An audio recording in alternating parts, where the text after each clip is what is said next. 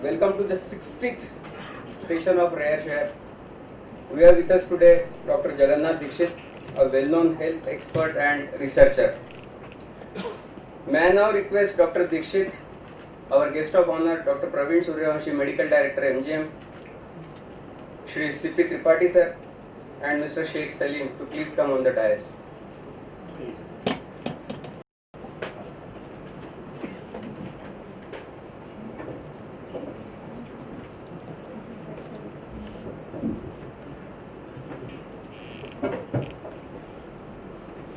And now I will request Shri C.P. Tripathi sir to please welcome Dr. Dixit.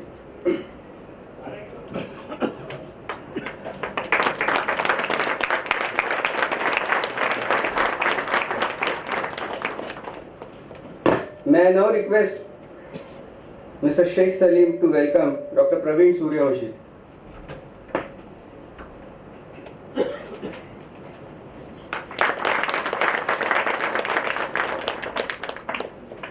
Aurangabad Management Association is actively working to enhance the understanding of management principles in all walks of life and helps practicing managers, future managers for management principles. Rare Share is one of the initiatives of AMA in the field of management. I will give a brief introduction of Dr. Dixit. Presently, he is a lecturer head of the Department of Community Medicine at Government Medical College, Latur. He is having a bag with full of experience of teaching, more than 28 years of teaching experience. Dr. Dixit received 3 national awards and 5 state level awards. Dr. Dixit wrote 2 books for medical students. His 40 research articles got published. Dr. Dixit is recognized guide for PG and PhD. Government of Maharashtra appointed him as a brand ambassador for Fight Obesity campaign. And may I now request Dr. Dixit straightway to please present his Rare Share views. Sir, please.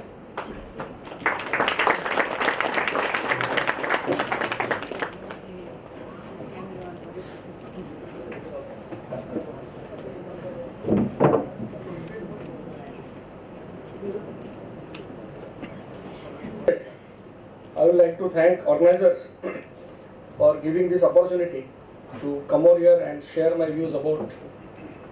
Actually, I was not very sure about what I am supposed to share because in that particular way, I am not a successful industrialist or any businessman. So, this is manager for life. And so management lessons for all parts, that is life also. in a simple language, I can say that I am an ordinary man with extraordinary dream for this world. So, I was actually told that I should speak in Marathi also, Marathi, English mix.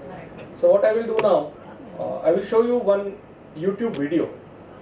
And this video was prepared by Gauri Dhokte from Bahrain. And she is a yoga teacher. And we don't know each other. But then she sent this video to me and she called it a Dr. Dixit biography. Because he wanted to know something about me. So it's a good idea to show you that video first. आणि त्याच्यानंतर मग मी माझं presentation जे आहे कारण काय जसं थेअरीमध्ये आम्हाला शिकवलेलं असतं की परीक्षेत एक्झामिनरने कुठलाही प्रश्न विचारला तरी आपल्याला येतं तेच आपण लिहायचं. त्यामुळे त्यांनी काही म्हटलं शेअर करा तर मी मला जे येतं तेच सांगणार. माझा जो वेट लॉसचा डाएट प्लॅन आहे तेच तुम्हाला सांगणार. फक्त ते प्रेझेंटेशन इंग्लिशमध्ये असेल, मी बोलेन मराठीमध्ये, म्हणजे दोन्ही लँग्वेजच्या लोकांना पण त्याच्यामध्ये अडचण येणार नाही. आधी आपण आता व्हिडिओ बघूया. तर या व्हिडिओमध्ये काही खूप एखाद्याला जास्त एखाद्याला स्तुती केली शक्यता आहे, तर ते काही हा काही स्पॉन्सर्ड व्हिडिओ नाही आहे आणि हिंदीमध्ये आहे. साऊंड आहे.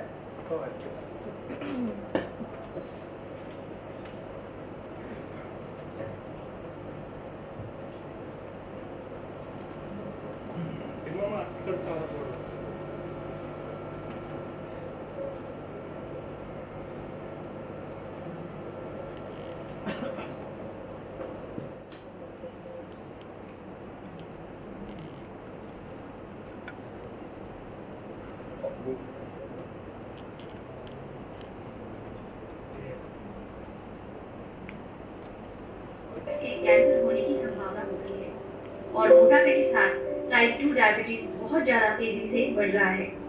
डायबिटीज ये एक साइलेंट किलर है। दुनिया में अराउंड 250 करोड़ पॉपुलेशन डायबिटीज से त्रस्त है और बस इतना ही नहीं तो हर 10 सेकंड्स में एक पेशेंट कोई ना कोई अनकंट्रोलेबल बीमारी का शिकार हो जाता है।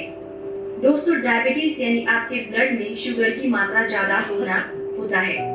आपके शरीर का ऐसा कोई ऑर्गन नहीं है जिसे ब्लड सप्लाई नहीं होता, फिर वो आपका दिल हो या ब्रेन हो या किडनी या स्किन हो। हाई शुगर से आपको बड़ी बड़ी प्रॉब्लम्स हो सकती है। मोटापा और डायबिटीज आपका सबसे बड़ा शत्रु है और आपके लिए एक लड़ाई से कम नहीं। लेकिन इस लड़ाई में आपको एक सशक्त योद्धा, गुरु या मसीहे की जरूरत है और उस मसीहे का नाम है डॉक्टर जगन्नाथ दीक्षित। डॉक्टर दीक्षित जी का जन्म 25 जनवरी 1964 को महाराष्ट्र के अकोट डिस्ट्रिक्ट अकोला या हुआ था। वो बचपन से ही बहुत ज्यादा होशियार और पढ़ाऊ बच्चे थे। इसका उदाहरण उनके 10वीं के बोर्ड एग्जाम से ही पता चलता है। वो साल था 1979। उस वक्त 10th बोर्ड के रिजल्ट पेपर में ही आते थे और like every student doctor Dixit ji भी खुद का रिजल्ट देखने के लिए उत्सुक थे। उन्होंने पेपर में आई हुई पूरी लिस्ट देख ली।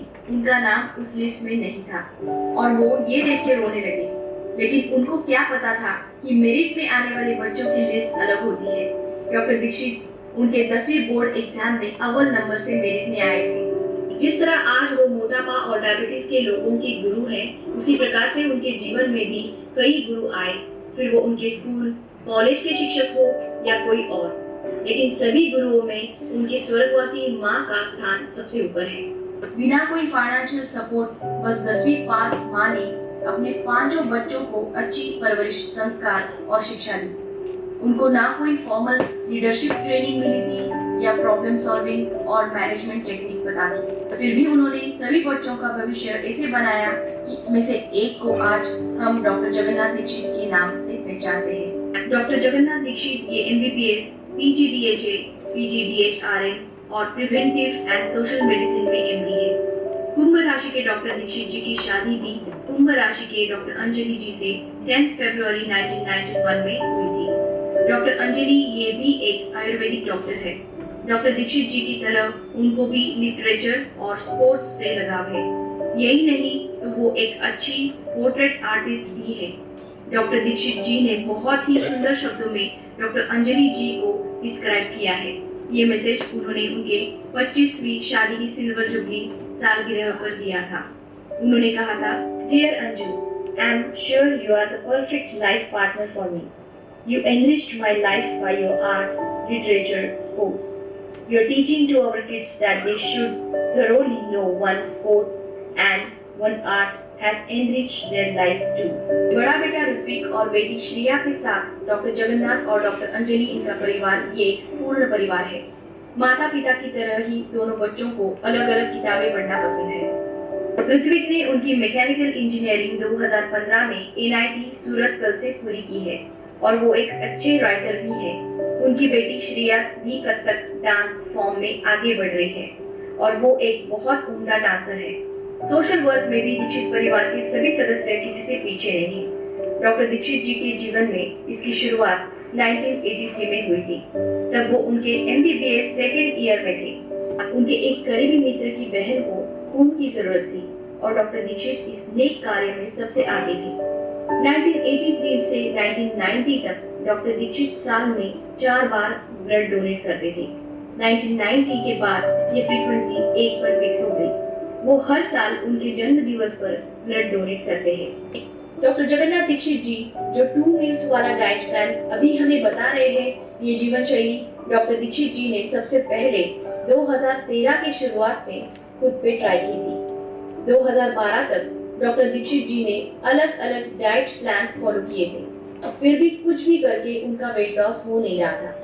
फिर एक दिन उन्होंने लेट डॉक्टर श्रीकांत जिसकर इनका कार्बो इंसुलिन कनेक्शन थ्योरी पर आधारित वेट लॉस डाइट प्लान का वीडियो देखा। तब उन्होंने और एक ट्राई करने के लिए इस डाइट प्लान को फॉलो किया। उन्होंने जनवरी 2013 से अप्रैल 2013 तक दिन में बस 2 बार खाके खुद का 8 किलोग्राम वजन और 2 इंच पेट का घेरा यानी पेट की चर्बी कम की थी। और ये उन्होंने किया विदाउट एनी साइड इफेक्ट। तब से उन्होंने इस डाइट का प्रचार करना शुरू किया था। डॉक्टर जगन्नाथ दीक्षित वर्तमान में महाराष्ट्र के सरकारी मेडिकल कॉलेज लातूर में कम्युनिटी मेडिसिन विभाग के प्रोफेसर और प्रमुख के रूप में कार्यरत है। उनके पास विभिन्न मेडिकल कॉलेजों में 28 से अधिक वर्षों का शिक्षण अनुभव है। स्वास्थ्य शिक्षा के क्षेत्र में उनके सराहनीय योगदान के लिए उन्हें 3 राष्ट्रीय और 5 राज्य स्तरीय पुरस्कार मिले हैं। उन्हें महाराष्ट्र विश्वविद्यालय स्वास्थ्य विज्ञान द्वारा वर्ष 2015-2016 के लिए सर्वश्रेष्ठ शिक्षक पुरस्कार से सम्मानित किया गया है। डॉक्टर जगन्नाथ दीक्षित जी ने मेडिकल छात्रों के लिए 2 पाठ्य पुस्तकें लिखी है, जिनका नाम principle and practice of biostatistics और principle and practice of medical research, और एक नर्सिंग छात्रों के लिए और 20 लोगों की स्वास्थ्य शिक्षा के लिए उन्होंने किताबें लिखी हैं। उन्होंने राष्ट्रीय और अंतर्राष्ट्रीय मेडिकल जर्नल्स में 40 से अधिक शोध लेख प्रकाशित किए हैं। बस यही नहीं, तो डॉक्टर जगन्नाथ दीक्षित जी ने WHO और यूनिसेफ के लिए सलाहकार के रूप में काम किया है। नवंबर 2018 में महाराष्ट्र सरकार के फाइट ओबेसिटी अभियान यानी मोटापा से लोगों को मुक्त करने के अभियान के लिए डॉक्टर जगन्नाथ दीक्षित जी को ब्रांड एम्बेसडर नियुक्त किया गया है। Doctor Dixit diabetes and obesity reversal trust यानी अडोर एसोसिएशन के अध्यक्ष हैं, जो उन्होंने मधुमेह और मोटापे से मुक्त विश्व के लक्ष्य को प्राप्त करने के लिए स्थापित किया था। दुनिया को डायबिटीज और मोटापे से मुक्त करने के लिए सन 2013 से डॉक्टर जगन्नाथ दीक्षित जी ने लेट डॉक्टर श्रीकांत जिसकर इनके डाइट प्लान पर रिसर्च शुरू किया और मोटापे और मधुमेह से मुक्त विश्व अभियान को 2013 से शुरू किया है। व्हाट्सएप और फेसबुक जैसे सोशल मीडिया के माध्यम से 37 देशों के करीब 50,000 से अधिक लोग सीधे इस अभियान से जुड़े हैं। अब तक डॉक्टर दीक्षित जी ने वेट लॉस और डायबिटीज रिवर्सल डाइट प्लान विषय पर 300 से अधिक लेक्चर्स दिए हैं। इस डाइट प्लान की खूबी ये है कि ये बस डाइट प्लान नहीं तो हेल्दी जीवन जीने की जीवन शैली है। इस डाइट प्लान ने बहुत कम समय में लाखों लोगों का विश्वास हासिल किया है, और क्यों नहीं, ये डाइट प्लान फॉलो करने में बहुत ही इजी है और इसके लिए ना आपको कोई पैसे खर्च करने की जरूरत है या ना कोई स्पेशल रेसिपीज खानी है। विदाउट एनी एक्सपर्ट या डॉक्टर आप इस डाइट प्लान को फॉलो कर सकते हो। दोस्तों, doctor Jagannath Dixit effortless weight loss and diabetes reversal diet plan के 4 उद्देश्य हैं। सबसे पहले है आपका वजन कम करना, फिर दूसरा आपके पेट की चर्बी यानी पेट के घेरे को कम करना, फिर तीसरा है HbA1c यानी आपकी पिछले 3 महीने की ब्लड शुगर कम करना, end last but not the list आपका फास्टिंग इंसुलिन कम करना। इसके साथ डॉक्टर दीक्षित डाइट प्लान से बहुत सारे लोगों को अलग अलग हेल्थ रिलेटेड प्रॉब्लम्स में भी बड़ी राहत मिली है, फिर वो एसिडिटी हो, थायराइड हो या PCOD का प्रॉब्लम हो। दोस्तों, इस डाइट से आपके मोटापे के साथ डायबिटीज होने की रिस्क भी गायब हो जाती है। ये डाइट प्लान बहुत ही simple and easy to follow है। इसमें आपको जब ज्यादा भूख लगती है ऐसे 2 टाइम्स फिक्स करने हैं और हर रोज उसी टाइम्स पर 55 मिनट्स के स्लॉट में आपको दिन में 2 बार खाना खाना है। फास्टिंग पीरियड्स में आप अलाउ की हुई चीजें खा सकते हो। इस डाइट प्लान में एक चीज बहुत इंपॉर्टेंट है और वो है 45 मिनट्स कोई भी कार्डियो एक्सरसाइज या 45 मिनट्स में 4.5 किलोमीटर वॉकिंग। मैं गौरी और मेरी पूरी fit stand family doctor Jagannath Dixit ji को शतशः प्रणाम करते हैं। आई होप ये वीडियो आपके लिए यूजफुल रहेगा, तो वीडियो को लाइक कीजिए और ये जानकारी दोस्तों को देने के लिए वीडियो को जरूर शेयर कीजिए। ऐसे ही हेल्थ रिलेटेड वीडियोस के लिए फिट स्टैंड चैनल को सब्सक्राइब करें। Thanks for watching, stay fit end stay healthy.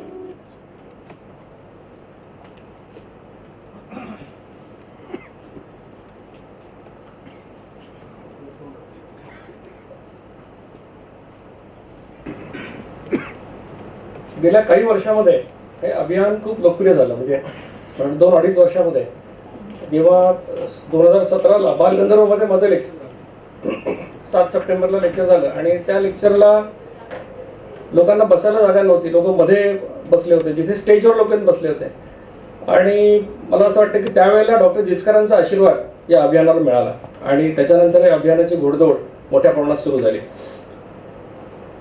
आजचा विषय आपला माहितीच आहे, एफर्टलेस वेट लॉस आणि डायबिटीस मॅनेजमेंट. आम्ही सुरुवातीला म्हणायचो वेट लॉस, नंतर आम्ही डायबिटीस प्रिव्हेन्शन बद्दल बोलायला लागलो, आता आम्ही रिव्हर्सल बद्दल बोलायला लागलो गेल्या काही वर्षामध्ये, जे आम्हाला काही गोष्टी लक्षात आल्या त्याच्यातून. आणि एफर्टलेस शब्द मुद्दाम आम्ही घातलेला आहे, कारण लठ्ठ लोकांची अपेक्षा अशी की दुसऱ्यांनी वजन कमी करावं, आपल्याला त्रास होऊ नये काही, म्हणून मुद्दाम शब्द एफर्टलेस टाकलेला आहे. पण हे एफर्टलेस नाही आहे, लेस एफर्ट आहे. म्हणजे अगदीच काही करायचं असं नाही, थोडंफार प्रयत्न करावा लागणार आहे. पण तुम्ही जे प्रयत्न करता त्या तुलनेत हे प्रयत्न अतिशय कमी असते, त्याला काय फार जास्त मेहनतीची गरज नाही. कारण लोक काय करतात त्याचा नेम नाही. आमच्या ऍडमिनला थोडं बोर होईल, पण तीच गोष्ट परत सांगतो, तर सकाळी त्यांनी ऐकलेली आहे विद्यापीठात. माझ्या मित्राच्या बायकोचा फोन आला आणि ती मला म्हणाली की तुझ्या मित्राला काहीतरी समजावून सांग, नाहीतर मी घटस्फोट घेणार आहे. तर माझ्या लक्षात नाही आलं, 25 वर्ष लग्न झाल्यावर घटस्फोट कशाला घेईल एखादी बाई. मी म्हटलं काही प्रॉपर्टीचं भांडण किंवा असं काही घरात झालं का काही, नाही म्हणे असं काही. मग काय प्रॉब्लेम आहे, म्हणजे तुझा मित्र आजकाल डायटिंग करायला लागला. मला आणखीन आश्चर्य वाटलं, म्हणजे नवरा डायटिंग करतो, पोट कमी करतो, बायकोला आनंद व्हायला पाहिजे, वाईट कशाला वाटायला पाहिजे. मी म्हटलं त्याच्यात काय अडचण आहे. नाही, अडचण अशी म्हणे की सकाळ दुपार संध्याकाळ फक्त कोबी खातो म्हणे, दुसरं काही खात नाही. मी म्हटलं खाऊ दे, कोबी खायची असेल तर, आवड असते एखाद्याची. तुमचे गहू तांदूळ वाचले घरातले, नाही तो नाही प्रॉब्लेम म्हणे. प्रॉब्लेम असा आहे की त्याच्या अंगाला तर कोबीचा वास यायला लागला. आणि 25 वर्षापूर्वी लग्न कोबीशी केलं नव्हतं, त्या माणसाशी केलं होतं. तर लोक काय करतील याचा काही नेम नाही. त्या तुलनेत मी जे सांगतोय ते अतिशय साधं सोपं सहज करण्यासारखं आहे, हे नक्की. माझा ईमेल ऍड्रेस तुम्हाला दिलाय, ewl.adortrust@gmail.com. याचा उद्देश असा आहे की तुम्हाला एखादा प्रश्न विचारायचा असेल तर याच्यावर ईमेल तुम्ही पाठवा, त्याचं उत्तर तुम्हाला 8 दिवसात मिळेल. हे आमचं अभियान म्हणून कमिटमेंट आहे. डॉक्टर जिचकरांचा उल्लेख मी केला. या अभियानाचं प्रेरणास्थान डॉक्टर जिचकार आहे, आणि मी जे तुम्हाला सांगणार आहे ते डॉक्टर जिचकारांनी सांगितलं होतं. 97 ते 2004 अशी 7 वर्ष त्यांनी काम केलं. त्यामुळे सुलत्व आणि मधुमेह मुक्त विश्व अभियान आणि आजचं व्याख्यान किंवा आजचं रेअर शेअर देखील मी जिचकारांना अर्पण केलेलं आहे. आता या कॅम्पेन मधला सल्ला काय, बऱ्याच वेळा काय होतं की लोक थोडं बुद्धिभेद करायचा प्रयत्न करतात की अमुकने केलं तर काय होईल, तमुकने काय झालंय की हे अभियान अशा पद्धतीने वाढतंय आणि हे लोकांमध्ये ज्या पद्धतीने पसरत आहे, त्यामुळे अनेक लोकांची दुकानं बंद होण्याची शक्यता आहे आणि त्यामुळे अनेक लोकांना त्याचा त्रास होतोय आणि तो आणखीन वाढणार पुढे. पण तुम्ही आमच्या बाजूला जोपर्यंत आहात तोपर्यंत आम्हाला घाबरायचं काही कारण नाही. पण अभियानातला सल्ला काय, सल्ला पण साधा सोपा आहे. हे कोणी करायचं नाही हे महत्वाचं आहे, की 18 वर्षाखालच्या मुलांनी करायचं नाही, त्यांना त्याची आवश्यकता नाही. गरोदर आणि लॅक्टेटिंग किंवा ज्या मुलांना अंगावर पाजतात अशा महिलांनी पण हे करायचं नाही. आणि टाईप 1 डायबिटीसचे पेशंट असतात त्यांनी पण करायचं नाही. डायबिटीस 2 प्रकारचा असतो, टाईप 1, टाईप 2. टाईप 1 मध्ये त्या लहान वयात डायग्नोज होतो, 10, 12, 14 वर्षात डायग्नोज होतो. या मुलांमध्ये इन्शुलिन तयार होत नाही आणि त्यांना डॉक्टर म्हणतात की तुला आता आयुष्यभर इन्शुलिनचे इंजेक्शन घ्यावं लागेल. असे जे टाईप 1 चे पेशंट आहेत त्यांच्यासाठी याचा उपयोग नाही आहे. आणि ज्या लोकांना टाईप 2 डायबिटीस आहे, किती लोकांना इथे डायबिटीस टाईप 2 जरा हातवर करा, 15% लोकांनी हातवर केले. तर या लोकांनी सुद्धा हा डाएट प्लॅन करण्याच्या आधी आपली औषधं बंद करायची नाही. डायबिटीसचे पेशंट फार उत्साही असतील जास्त. त्यांना जर व्हॉट्सअपवर असा मेसेज आला की कारल्याच्या रसात पाय बुडवून बसा आणि तोंडात कडू चव आली की डायबिटीस गेलं, तेही करतात. औरंगाबादमधले कारले गायब झाले होते काही. तर मनाने गोळ्या बंद करायच्या नाही, कमी करायच्या नाही. 2 रिपोर्ट करायला मी सांगणार, नंतर त्या टेस्ट तुम्हाला सांगेन. त्या 2 टेस्ट करायच्या, रिपोर्ट आमच्या कॉर्डिनेटरसाठी आम्हाला पाठवायचे. आम्ही सांगितलं करा डाएट प्लॅन, तर नक्की करा, तुम्हाला फायदा होईल. आणि तुमचे जे डॉक्टर जे डायबिटीसचे ट्रीटमेंट देतात त्यांना बायपास करायचं नाही आहे, त्यांच्या कानावर घालायचं, त्यांची परवानगी घ्यायची आणि मग हा डाएट प्लॅन करायचा, तर नक्की तुम्हाला फायदा होईल. अनेक वेळा वाद होतात की मग 2 तासाला खायचं का, दूध बंद करायचं का, गहू बंद करायचे का. अनेक जगामध्ये डाएट प्लॅन अनेक आहेत आणि व्हॉट्सअप आल्यापासून तर इतकं मोठं विद्यापीठ अवेलेबल झालेलं आहे की बरेच लोक डॉक्टर झालेले आहेत व्हॉट्सअपवर. तर म्हणून मी काय म्हणतो की ते प्रत्येक गोष्टीचा काही वाद आणि प्रतिवाद करायची आवश्यकता नाही की हे बरोबर आहे का चूक आहे. मी जे तुम्हाला सांगतो लाईफस्टाईल मॉडिफिकेशन हा काय डाएट प्लॅन नाही आहे, हे लाईफस्टाईल मॉडिफिकेशन. याचे 4 ऑब्जेक्टिव्ह परिणाम तुम्हाला दिसतात. ऑब्जेक्टिव्हचा अर्थ आहे की तुम्ही मोजू शकता. म्हणजे नुसतं तोंडावर म्हटलं चांगलं वाटलं छान वाटलं ह्याला काय अर्थ नाही आहे. वजन कमी होईल, पोटात वगैरे कमी होईल, HbA1c म्हणजे गेल्या 3 महिन्याचा ॲव्हरेज ब्लड ग्लुकोज तुमचं कमी होईल आणि फास्टिंग इन्शुलिन हे कमी होईल. आणि या 4 गोष्टी काही तुम्ही तुमच्या हाताने त्याला काही करू शकत नाही. हे ऑब्जेक्टिव्ह आहे. ते मोजून काही लॅबमध्ये काही तुम्हाला मोजता येईल मशीनवर. आणि या 4 गोष्टी जर कशाने घडल्या तर जगातला कुठलाही डॉक्टर ते वाईट घडलं असं म्हणू शकत नाही. त्याला असंच म्हणावं लागेल की आरोग्यासाठी ते चांगलं होतं. मग काय करा, तुम्हाला समजा 2-2 तासाला खायचं आहे, उद्या या 4 तपासण्या करून घ्या आणि 3 महिने मग दर 2 तासाला खाऊन पहा. 3 महिन्यांनी परत रिपीट करा या तपासण्या. तुमच्या लक्षात येईल की सगळं बिघडलेलं आहे. मग मी सांगतो ते ऐका. 3 महिन्यांनी परत तपासण्या करा, सगळं कमी झालेलं असेल मग माझं ऐका. माझ्यावर विश्वास ठेवायची आवश्यकता नाही आहे, स्वतःवर विश्वास ठेवा. म्हणजे विचारवंत व्हायची गरज नाही आहे, कृतीशील होण्याची आवश्यकता आहे. कारण विचार करून कोणाचं जगात वजन कमी झाल्याचं अजून तरी ऐकिवत नाही. आता काही तुम्हाला मी सक्सेस स्टोरी सांगतो आणि त्या सक्सेस स्टोरी अतिशय प्रॉमिनंट लोकांच्या आहे. म्हणजे डॉक्टर राजन वेळुकर नावाचे मुंबई विद्यापीठाचे माजी कुलगुरू फेब्रुवारी 2018 यांचं HbA1c, आता HbA1cचा उल्लेख येईलच नंतरपर्यंत, की 5.6 पर्यंत नॉर्मल असतं. 5.7 ते 6.4ला प्री डायबिटीस म्हणतात आणि 6.5च्या पुढे गेलं तर त्याला डायबिटीस म्हणतात. आणि डायबिटीसच्या पेशंटचं निदान ते 7च्या खाली असावं गोळ्या घेऊन, त्याला डायबिटीस कंट्रोल असं म्हणतात. यांचं 10.33 होतं फेब्रुवारी 2018ला. ते 15चे फिगर बघा, 16च्या बघा, 17च्या बघा, ते 10च्या आसपास होतं त्यांचं, कधी कमी नव्हतं. आणि यांची ट्रीटमेंट कोण करत होतं तर मुंबईमधले प्रख्यात मधुमेह तज्ज्ञ जे स्वतः पद्मश्री आहेत, डॉक्टर शशांक जोशी, त्यांच्याबद्दल मी नंतर बोलणारच आहे. तर ते यांना ट्रीटमेंट देत होते. आणि खाली जे चार्टमध्ये गोळ्या दिलेल्या आहेत, 5 प्रकारच्या गोळ्या होत्या, त्या गोळ्या चालू होत्या. काही सकाळी काही दुपारी अशा गोळ्या चालू होत्या, 5 प्रकार. एवढं करून डायबिटीज अनकंट्रोल होता. फेब्रुवारी 2018 त्यांनी मला फोन केला, मला फायदा होईल का? मी म्हटलं तुम्हाला काय नुकसान होणार आहे? आता ऑलरेडी तुम्ही 10.33 वर आहात, सगळ्या बेस्ट डॉक्टरकडून ट्रीटमेंट घेता, तुमचं काहीच होत नाही, करून पहा. आणि दर महिन्याला गोळ्या कमी होत गेल्या. ऑगस्टमध्ये गोळ्या बंद झाल्या. नोव्हेंबर 2018 ते आज ताक आहे, परवाचा रिपोर्ट, 6.5च्या वर HbA1c गेलेली नाही. औषधं बंद आहेत आणि फक्त डाएट कमी झालं. आणि प्रोफेसर वेळुकर हे स्टॅटिस्टिक्सचे प्रोफेसर आहेत आणि स्वतः प्रयोगशील आहेत. त्यांनी मला अनेक वेळा की मी 4 बदाम खाल्ले तर काय झालं, म्हणजे 1 तासाने शुगर किती, 1.5 तासाने किती, 2 तासाने किती, असं ग्लुकोमीटरचे 20 रिडिंग दिवसातले मला पाठवलेले आहेत. म्हणजे ते कोणाला असा अंधळपणाने विश्वास ठेवणारा माणूस नाहीच, स्वाभाविक आहे. सुमन जयसास हे एक ट्रेझरर आहेत सिद्धिविनायक ट्रस्ट मुंबईच्या.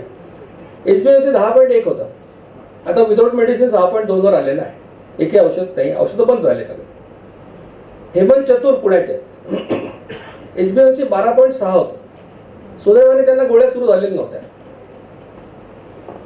ऑक्टोबर पासून 6.1, आता अजून 6.1च्या खाली गेलेलं आहे. एकही गोळी लागली नाही, एकही औषध लागलं नाही.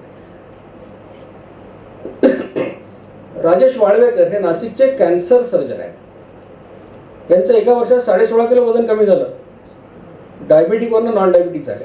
एकही औषध लागलं नाही, एकही पैसा लागला नाही. आणि डिसेंबर 2016 पासून आज तागायत HbA1c कधी 5.5च्या वर गेलेलं नाही. आणि आता ते 40-50 किलोमीटर सायकल वगैरे चालवतात. म्हणजे आता थिअरी काय लक्षात घ्या, साधं सोपं प्रिन्सिपल आहे. प्रिन्सिपल असं आहे की तुमच्या शरीरातलं इन्शुलिन वाढलं, रक्तातलं लेवल, की तुम्ही लठ्ठ होता, तुम्हाला इन्शुलिन रेझिस्टन्स येतो आणि नंतर टाईप 2 डायबिटीस होतो.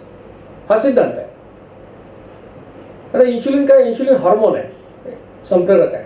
आणि तुमच्या शरीरामध्ये पॅन्क्रियास नावाची ग्रंथी, ज्याला मराठीत स्वादुपिंड असं म्हणतात, त्याच्यातून इन्शुलिन तयार होत असतं. 2 प्रकारे तयार होतं. एकाला म्हणतो आम्ही बेसलाईन सिक्रेशन, पायाभूत स्त्राव. 24 तासामध्ये 18 ते 32 युनिट इन्शुलिन तुमच्या पॅन्क्रियासमधून सिक्रेट होतं. याचं वैशिष्ट्य असं की तुम्ही ते थांबवू शकत नाही, तुम्हाला जिवंत राहण्याकरता ते आवश्यक आहे. दुसरा मार्ग आहे इन्शुलिन निर्मितीचा, तुम्ही काही खाल्लं की इन्शुलिन तयार होतं. अपेक्षा अशी आहे की जेवढं बेसलाईन तेवढं तुम्ही खाण्यामुळे तयार करावं. 50-50% डिव्हिजन असतं. म्हणजे 18 ते 32 तुम्ही बेसलाईन सिक्रेट असेल केलेलं तर 18 ते 32 युनिट खाण्यामुळे तयार करावं. आता जे इन्शुलिन तुम्ही खाण्यामुळे तयार करता त्याचं वैशिष्ट्य असं आहे की तुम्ही प्रत्येक वेळेला एका विशिष्ट प्रमाणात इन्शुलिन तयार करता. त्याला मी सोप्या भाषेत सांगतो की तुमचं माप असतं इन्शुलिन तयार करायचं. कोणाचं 2 युनिट्स आहे, कोणाचं 10 युनिट्स आहे, कोणाचं 15 युनिट्स आहे. म्हणजे 3 लोकांना एक पोळी खायला दिली तर ज्याचं माप 2 युनिट्स आहे तो 2 युनिट इन्शुलिन तयार करेल, ज्याचं 15 युनिट्स आहे तो 15 तयार करेल. प्रत्येकाचं वेगवेगळं असतं. याचं दुसरं वैशिष्ट्य असं की 1 पोळी खाल्ली तरी 1 माप, 2 पोळ्या खाल्ल्या तरी एकच माप. म्हणजे जास्त खाल्लं तर जास्त इन्शुलिन, कमी खाल्लं तर कमी, असं नाही होत. आणि शेवटचं वैशिष्ट्य असं की एकदा माप रिकामं झालं की भरायला 55 मिनिटं लागतात. व्यवहारामध्ये अर्थ काय की तुम्ही एकदा जेवायला बसलात आणि 55 मिनिटात जेवण संपवलं तर इन्शुलिन एकदाच तयार होणार आहे. 55च्या पुढे गेलात तर इन्शुलिन परत तयार होईल. म्हणून आपल्या डाएट प्लॅनमध्ये जो सल्ला आहे की 55 मिनिटात जेवण आटपा, त्याचा बेसिस हा आहे की 55 मिनिटात ते एकदा तयार होणार आहे, पुन्हा दुसऱ्या 55 मिनिटात परत तयार होईल. काय काय सांगितलं? इन्शुलिन पॅनक्रियाजमधून तयार होतं, 2 प्रकारे तयार होतं. बेसलाईन 18 ते 32 मिनिट तुम्ही थांबवू शकत नाही. खाण्यामुळे ते तयार होतं, ते प्रत्येक वेळा तुम्ही खाल्लं की एक माप इन्शुलिन पडतं. कमी जास्त प्रत्येकाचं वेगळं असू शकेल. कमी खा जास्त खा तेवढंच इन्शुलिन निर्माण होतं आणि एकदा तयार झालं की 55 मिनिटात परत तयार होतं. इन्शुलिनचं काम काय असतं हे लक्षात घ्या. काय तुम्ही खाल्ल्यानंतर तयार होतं. याचं कारण असं की तुम्ही खाल्ल्यानंतर, अन्न खाल्ल्यानंतर अन्नाचं पचन झाल्यावर जे एंड प्रोडक्ट रक्तामध्ये येतात त्याचा वापर करणं इन्शुलिनचं काम. तुम्ही 1 पदार्थ खा नाही तर 10 पदार्थ खा. तुम्ही जेवायला बसले की 8-10 पदार्थ खाता, लग्नात गेले तर 20-25 खाता. आजकाल तर काय फॅशन झाली की स्वीट 10 प्रकारचे स्वीट वगैरे. तर तुम्ही किती पदार्थ खा, अन्नपचन झाल्यानंतर रक्तामध्ये 3च एंड प्रोडक्ट्स फक्त येतात. कर्बोदक किंवा कार्बोहायड्रेट पासून ग्लुकोज, प्रथिने किंवा प्रोटीन्स पासून अमायनो ऍसिड्स आणि तेल तूप चरबी किंवा फॅट्स पासून फॅटी ऍसिड. म्हणजे तुम्ही 2 पदार्थ खा किंवा 200 पदार्थ खा, रक्तामध्ये काय येणार शेवटी? ग्लुकोज, फॅटी ऍसिड आणि अमायनो ऍसिड. 3च गोष्टी आहेत. आता तुमचं शरीर जे आहे ते कोट्यवधी पेशींचं बनलंय. 10,000 अब्ज पेशींचं शरीर बनलेलं आहे तुमचं. आणि या प्रत्येक पेशीला काम करायला ऊर्जा लागत असते. आता ऊर्जा कशी मिळते? 2 मार्ग आहेत. एक आहे ग्लुकोज. 1 ग्रॅम ग्लुकोज जाळलं तर तुम्हाला 4 कॅलरी ऊर्जा मिळते. पण तुम्ही 1 ग्रॅम फॅटी ऍसिड किंवा चरबी जाळली तर तुम्हाला 9 कॅलरी ऊर्जा मिळते. म्हणजे तुम्ही जर चरबी जाळली तर तुम्हाला ग्लुकोजच्या तुलनेत 2.25 पट ऊर्जा मिळते. मग तुम्ही जर पेशी असाल तर तुम्ही ग्लुकोज जाळाल का फॅटी ऍसिड जाळाल? फॅटी ऍसिड जाळाल, कारण तुम्हाला जास्त ऊर्जा मिळते. तसं शरीराच्या सगळ्या पेशींना फॅटी ऍसिड जाळायला आवडतं. याला अपवाद फक्त मेंदूच्या पेशींचा आहे. त्यांना ग्लुकोजच आवडतं, त्यांना फॅटी ऍसिड आवडत नाही. मग आता तुम्ही असा विचार कराल की रक्तामध्ये अन्नपचन झालं, डायजेशन झालं, नंतर काय आलेलं आहे? ग्लुकोज आलंय, फॅटी ऍसिड आले आहे आणि रक्त सगळ्या पेशींपाशी पोहोचणारच आहे. मग काय व्हायला पाहिजे? रक्तातलं ग्लुकोज पेशीत जायला पाहिजे आणि पेशीने वापरायला पाहिजे. पण ते एवढं साधं सोपं नाही, कारण प्रत्येक पेशीवर एक कुलूप लागलेला आहे, ज्याला आम्ही तांत्रिक भाषेमध्ये इन्शुलिन रिसेप्टर असं म्हणतो. म्हणजे काय की रक्तात ग्लुकोज किती असली तरी जोपर्यंत ते रिसेप्टरचं कुलूप उघडलं जात नाही तोपर्यंत ग्लुकोज पेशीत जाऊ शकत. मग इन्शुलिनचं पहिलं काम काय की कुलूप उघडायचं आणि ग्लुकोजला पेशीमध्ये पोहोचवायचं, हे पहिलं काम. मग आता ग्लुकोज पेशीत गेली, पेशीने वापरली, आणखीन ग्लुकोज तुमच्या रक्तामध्ये शिल्लक आहे, मग काय करायचं? या जास्तीच्या ग्लुकोजचं रूपांतर इन्शुलिनमुळे ग्लायकोजेन नावाच्या पदार्थामध्ये होतं आणि तो तुमच्या लिव्हरमध्ये किंवा यकृतात साठवला जातो. आणि प्रौढ व्यक्तीच्या शरीरामध्ये जास्तीत जास्त 100 ग्रॅम ग्लायकोजन साठवण्याची क्षमता असते. हे जास्त नाही साठवता येत. आता या ग्लायकोजनचा उपयोग काय असतो की तुम्ही 10-12 तास खाल्लं नाही काही तरी तुमचा मेंदू काम करतो, हृदय काम करतो, त्यांना ऊर्जा लागते. मग 100 ग्रॅम ग्लायकोजन ब्रेकडाऊन करून शरीर 400 कॅलरी ऊर्जा मिळवू शकतं अडीअडचणीच्या वेळेला. ही निसर्गाने केलेली सोय आहे की तुम्हाला लागेल तेव्हा एनर्जी अवेलेबल व्हावी. म्हणजे इन्शुलिनचं पहिलं काम ग्लुकोजला पेशीत पोहोचवणे, दुसरं काम ग्लुकोजचं रूपांतर ग्लायकोजनमध्ये करणे आणि साठवणे. आता लक्षातून आहे का? ही 2 कामं झाल्यानंतर जर तुमच्या रक्तात आणखीन ग्लुकोज शिल्लक असली, या जास्तीच्या ग्लुकोजचं रूपांतर इन्शुलिनमुळे फॅटी ऍसिडमध्ये होतं आणि चरबीच्या रूपात साठवलं जातं. आता पुष्कळ लोकांच्या डोक्यात प्रकाश पडला की मी तेल खात नाही, तूप खात नाही, अंड्यातलं पिवळं फेकतो, तरी मी माझं पोट बाहेर कसं? कारण की पोळी खाल्ली, भात खाल्लं, वरण खाल्लं, त्याच्यातल्या ग्लुकोजचं रूपांतर फॅटी ऍसिडमध्ये केलं. कुणी केलं? इन्शुलिनने केलं. या सगळ्या गोष्टीतला खलनायक इन्शुलिन आहे. मग इन्शुलिन अमायनो ऍसिडचं रूपांतर प्रोटीन्समध्ये करतो, शरीर ते वापरतं. फॅटी ऍसिडचं रूपांतर चरबीत करून साठवूनच ठेवतो. म्हणजे शरीरामध्ये ऊर्जा साठवायचं काम आणि निर्मितीचं काम इन्शुलिन करतो. म्हणून त्याला ॲनाबॉलिक हार्मोन किंवा संग्राहक संप्रेरक असं नाव आहे. जर इन्शुलिनची लेवल वाढली तर काय होतं? याला तांत्रिक भाषेमध्ये हायपर इन्शुलिनेमिया असा शब्द आहे. आणि तुम्ही गुगलवर जा आणि शब्द टाका हायपर इन्शुलिनेमिया, तुम्हाला शेकडो रिसर्च पेपर वाचायला मिळतील. आणि गमतीची गोष्ट अशी की एकही रिसर्च पेपर असं म्हणत नाही की आरोग्यासाठी चांगलं आहे. प्रत्येक पेपर म्हणाले आरोग्यासाठी वाईट आहे. काय होईल? ब्लड प्रेशर वाढेल, लठ्ठपणा येईल, कोलेस्ट्रॉल वाढेल, हार्ट अटॅकची शक्यता वाढेल आणि सगळ्यात भयंकर काय होतं तर इन्शुलिन रेझिस्टन्स निर्माण होतो. म्हणजे काय? सोप्या भाषेत समजून घेऊ आपण. तर एखादा माणूस आहे, तो प्रत्येक वेळेला खाल्ल्यानंतर 5 युनिट इन्शुलिन निर्माण करतो असं आपण समजू. आता मानवी शरीर जे आहे हे उपाशी राहण्यासाठी निर्माण झालेलं आहे. भरपेट खाण्यासाठी नाही. कारण जेव्हा माणूस पृथ्वीवर जन्माला आला तेव्हा तो जंगलात राहत होता. 6 लाख वर्ष आपण जंगलात काढलेले आहेत आणि 10,000 वर्ष जंगलाच्या बाहेर आहोत. म्हणजे आत्ता जे आपलं बिहेवियर आहे लर्नेड बिहेवियर आहे, इंट्युटिव्ह बिहेवियर नाही आहे. म्हणजे जसे आपण होतो तसे आता नाही आहोत, बदललं. मग तेव्हा तुम्ही जेव्हा जंगलामध्ये होतात तेव्हा तुम्ही कसं तुम्ही काय करायचं, शिकार करून खात होते. जसं प्राणी करतात तेच तुम्ही करत होता. आणि मग शिकार जर तुम्हाला खायची असेल तर शिकारासाठी पळावं लागेल, धरावं लागेल, मारावं लागेल. शिकार काही ब्रेकफास्ट लंच डिनरला येत नव्हती, ये आणि मला खा आता असं होती परिस्थिती. आज शिकार केले तर 10 दिवसांनी मिळत होती. त्यामुळे मानवी शरीराच्या पेशी उपाशी राहण्यासाठी निर्माण झालेल्या आहेत. त्यांना अपेक्षा काय की खाल्ल्यानंतर इन्शुलिन तयार व्हावं, काम संपलं की 0 लेवलला जावं, ही त्यांची अपेक्षा आहे. पण समजा या माणसाने ज्याचं 5 युनिटचं माप होतं याने इन्शुलिनची लेवल वाढवून ठेवलेली समजा, मग ते पेशींना ते सहन होत नाही. म्हणजे ना जसं तुमच्या घरात पाहुणा आला, तुमच्या अपेक्षा काय असते की त्यांनी 4 दिवस राहावं आणि नंतर घरी जावं. पाहुणा आला 4 दिवसाकरता, राहिला 4 महिने, काय होतं, पुढच्या वेळेला तो फोन करतो, मी येतो, तुम्ही म्हणता येऊ नका, आम्हीच चाललो दुसरीकडे. हा तुमचा पाहुण्याला रेझिस्टन्स आहे. तसं ह्या पेशींना इन्शुलिन एवढं सहन होत नाही, मग त्याला विरोध करतात. म्हणजे काय करतात, आकार थोडा बदलतात. आकार बदलला की कुलपाचा आकार बदलतो. जर एखाद्या कुलपाला तुम्ही 3 वेळा हातोडा मारला त्याला पोचा पडतो, पोचा पडला किल्ली बसत नाही. मग काय होतं की ती इन्शुलिनची किल्ली त्याला बसत नाही. मग आता त्या माणसाने काही खाल्लं की 5 युनिट इन्शुलिन तयार होतं, ग्लुकोज पण रक्तामध्ये येतं. पण रेझिस्टन्स वाढलेला असल्यामुळे ग्लुकोज पेशीत जाऊ शकत नाही, कारण इन्शुलिन त्याचं जे काम आहे कुलूप उघडण्याचं करू शकत नाही. मग सगळ्या पेशींना खायला मिळत नाही. पेशींना खायला मिळत नाही की मेंदूला मेसेज जातो की उपासमार व्हायला लागले. मेंदू म्हणतो आता याचं 5 युनिटनी काम होत नाही, याचं माप आता वाढवून द्या, 10 युनिट करायचं. मग जो माणूस 5 युनिट तयार करायचा प्रयत्न करायला खाल्ला तो आता 10 युनिट करायला लागतो. मग या जास्तीच्या इन्शुलिनमुळे धक्काबुक्की करून ग्लुकोज पेशी जायला लागतं. 5-6 महिने काम चालतं असं.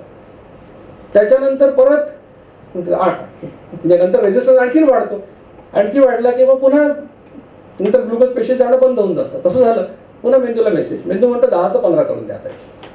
असं करता करता एक अवस्था अशी येते की तुमच्या रक्तामध्ये ग्लुकोज भरपूर आहे, इन्शुलिन भरपूर आहे, पण रेझिस्टन्स एवढा जास्त आहे की ग्लुकोज काय पेशीत जाऊ शकत नाही. तुमचं ग्लुकोज रक्तामध्ये ट्रॅप होतं, लघवीवाटे बाहेर पडायला लागतं आणि मग तुमचं शरीर नाईलाजाने ऊर्जेसाठी प्रोटीन्स म्हणजे तुमचे स्नायू किंवा मसल्स वापरायला सुरुवात करतात. मग तुम्ही खंगायला लागता, वजन कमी होतं, मग डॉक्टरकडे जाता.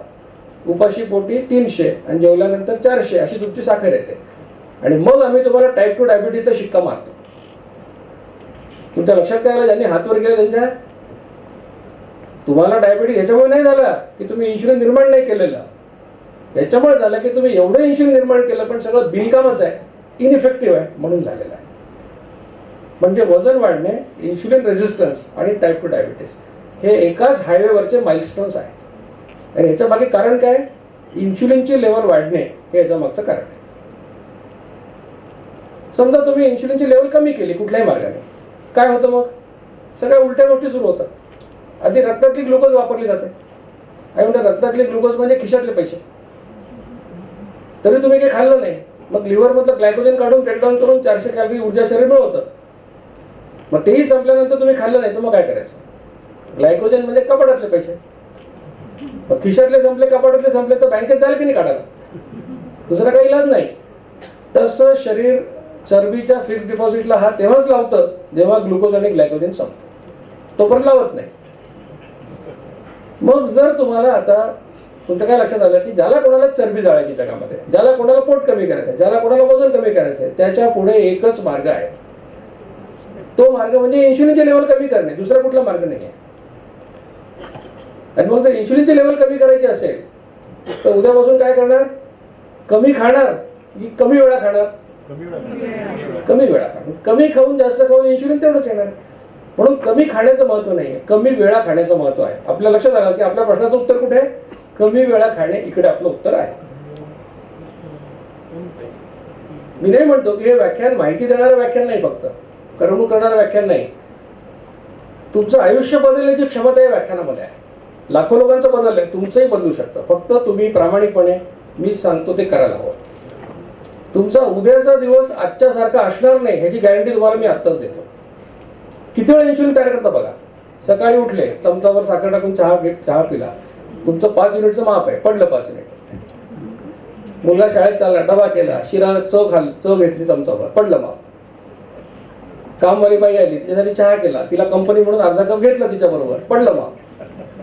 भाजीवाल्याची घासाघीस करताना पेरूच्या 2 फोडी खाल्ल्या, पडलं माप.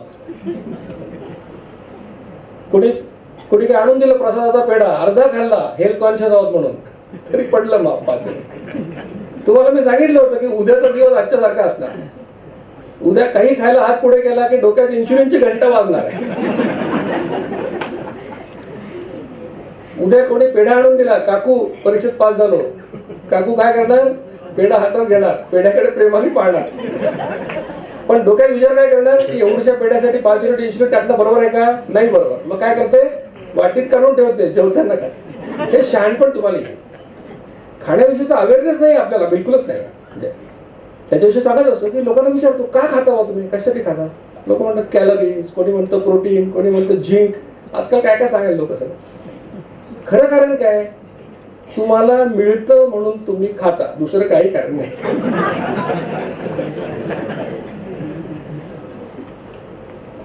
आता समजा प्राध्यापक शिवकरांनी इथे समोसा फिरवला, लोक किती आतून आनंद झाला. जास्त आनंद जाऊ नका, असा काही प्लॅन नाही आमचा.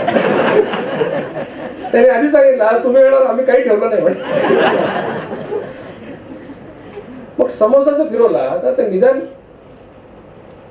बरेच लोक खातीलच की नाही. कोण सोडणार, नाही सोडणार. पण समोसाची भूक होती का, नाही. कोणी म्हणणार आहे का 1 तास झाला समोसा नाही म्हणत, भूकच नाही समोसाची. आणि दुसरा जो शेजारचा खात नसेल त्याला म्हणतील घेऊन ठेव, मला लागेल. बरोबर आहे की नाही. कारण समोसाची भूकच नाहीये. का खाल्लं, मिळालं म्हणून खाल्लं, दुसरं काही नाही. मी सांगत असतो काय करा, एक प्रयोग करून पहा. औरंगाबादच्या चौकात जाऊन उभं राहा, हातामध्ये एक कॅरी बॅग घ्या, त्याच्यामध्ये 50 पैशाचे 200 चॉकलेट ठेवा आणि वाटायला सुरुवात करा रस्त्यावर. पण खात्रीने सांगतो, ज्याच्याकडे 50 लाखाची कार आहे तो माणूस सुद्धा काच खाली करून हात बाहेर करेल. त्याला काय भूक आहे का हो, 50 पैशाची चॉकलेटची कोणाला भूक आहे का, नाही. पण दिसलं, मिळालं म्हणून खातो आपण, अशी आपली परिस्थिती आहे. तर खाण्याविषयीचा अवेअरनेस आपल्याला या निमित्ताने येईल. मी म्हणत होतो की तुम्ही प्राण्यांचं उदाहरण घ्या, वाघ आहे, बकरी आहे, कोणी अगदी गाढव घ्या. म्हणजे गाढव सगळ्यात आपण निम्न दर्जाचं म्हणतो. त्यांना देखील पोट भरल्यानंतर खाऊ घालायचा प्रयत्न करा, नाही खाणार. कोण खाईल, बुद्धिमान माणूस खाईल. दुसऱ्याचं मन कसं मोडायचं म्हणून खाईल. आमचे काही मित्र आहेत, पोट भरलं, करपट ढेकरा येतात, ऍसिडिटी झाली, तरी पार्ट्या करायला जातील ऍसिड गोळी खाऊ. शरीराचं काही ऐकाल की नाही तुमच्या, शरीर तुम्हाला नको खाऊ, आता किती खायचं. तर सांगायची गोष्ट, खाण्याविषयी अवेअरनेस नाही. तर इतक्या वेळा इन्शुलिन तुम्ही बघा किती वेळा तयार करता. आणि मग साधा सोपा उपाय आता, यासाठी आपण आलो सगळे. काय करायचं की कडक भूक 2दा लागते सामान्यपणे आपल्याला, मग 2 वेळा ओळखा, 2 वेळा जेवा, हा पहिला सल्ला आहे. बरं, ती कडक भूक कोणाला कधी लावावी याचा काही नियम नाही आहे, कधी पण लागू शकते कोणाला. मी सांगत असतो की नवरा बायकोचं एकमेकावर किती प्रेम असलं तरी भुकेच्या वेळा वेगळ्या असू शकतात, त्याच्यावर मानापण करू नका. नाही तर नवरा म्हणतो मी याच्या आधी जेवून घेतलं, तुझं प्रेमच नाही माझ्यावर. अरे प्रेम दाखवायचे अनेक मार्ग आहेत दुसरे, खाण्यात कशाला अडकून.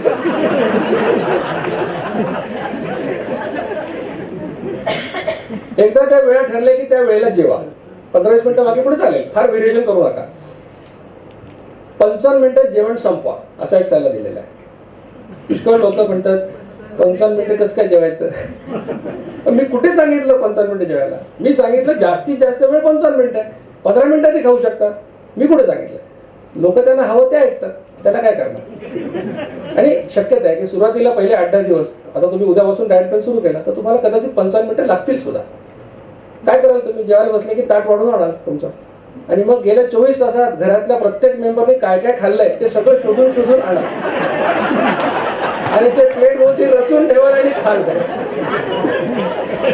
आपलं काही राहायला नको. काही लोकांचं ओव्हर इटिंग सुद्धा होईल, म्हणजे भीती नाही की आता 9ला जेवायचं तर अर्धी पण जास्त खाऊन घ्या, होताच. पण हे 8-10 दिवसात तुमचे प्रॉब्लेम सगळे सॉल्व्ह होतात. 2 जेवणांच्या मध्ये काही खाऊ नका. इतना सन्नाटा क्यों है भाई. लोक म्हणतात सर तुमच्या व्याख्यानातलं सगळ्यात क्रूर वाक्य म्हणतात. आमचं कसं होणार, आम्ही 10 वेळा खातो, 2 वेळा कसं काय शक्य. तर पण हा मुद्दा 8-10 दिवसात तुमचा प्रॉब्लेम सॉल्व्ह होतो. 8-10 दिवसात तुम्हाला त्यानंतर कोणी पंचपक्वान्न जरी आणून दिलं तरी तुम्हाला खावंसं वाटणार नाही.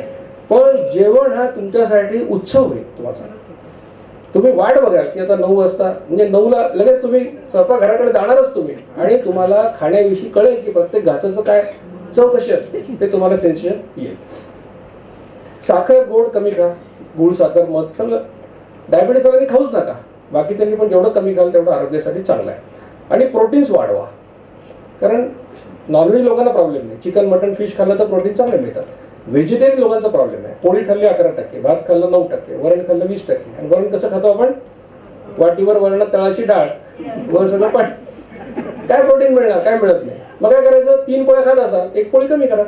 त्याच्या जागी वाटीभर घट्ट वरण खा, मोड आलेलं कडधान्य खा, सोयाबीन खा, शेंगदाणे खा, चीज खा, पनीर खा. कल्पना काय? कार्बोहायड्रेट थोडं कमी करा, प्रोटीन थोडं वाढवा. मग लगेच म्हणतात उद्यापासून पोळी सोडतो. मग काय खातो? ओट्स खातो. म्हणा नाही तर काय नाचणी खातो कोकणात राहणं. बाप जन्मात कधी खाल्ली नाही नाचणी, ती दिसते तरी कशी तिची भाकरी. मला माहित नाही किती लोकांना आवडते, म्हणजे कोणाच्या भावना दुखायची इच्छा नाही, पण आयुष्यावर पोळी खाल्लेली आहे, पोळी आवडते, कशाला सोडतो? तर कोणी सोडायला सांगितले? आम्ही काय म्हटलं तुम्हाला, ही लाईफस्टाईल आहे, हे का डाएट प्लॅन नाही आहे, 2 महिन्याचं काम नाही आहे, आयुष्यभराचं काम आहे. जे आयुष्यभर 3 पोळ्यापैकी 1 कमी करणं सोपं आहे, बंद करायची काय आवश्यकता नाही. काय काय सांगितलं? कडक भुकेच्या 2 वेळा जेवणे, 55 मिनिटात जेवण संपवणे, गोड कमी करणे, प्रोटीन वाढवणे. 2 जेवणाच्या मध्ये काय चालतं? सगळ्या लोकांचे डोळे एकदम काहीतरी आहे, अगदीच नाही असं नाही, पण लाल अक्षरात काय लिहिलं ते वाचा, ते जास्त महत्वाचं.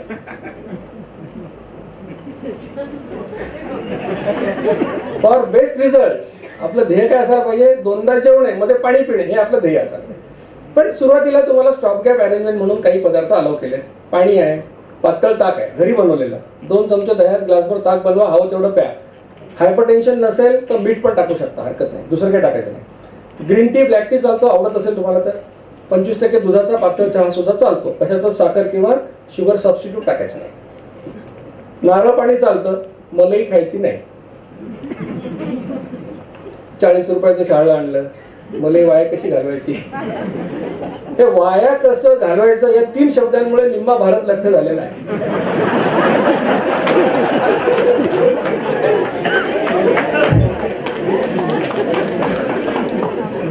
घराघरात पद्धत असते, रात्रीची जेवण झाली की आई काय करते? घरातली डब्बा पोळीचा बघते, अरे 3 पोळ्या शिल्लक आहेत.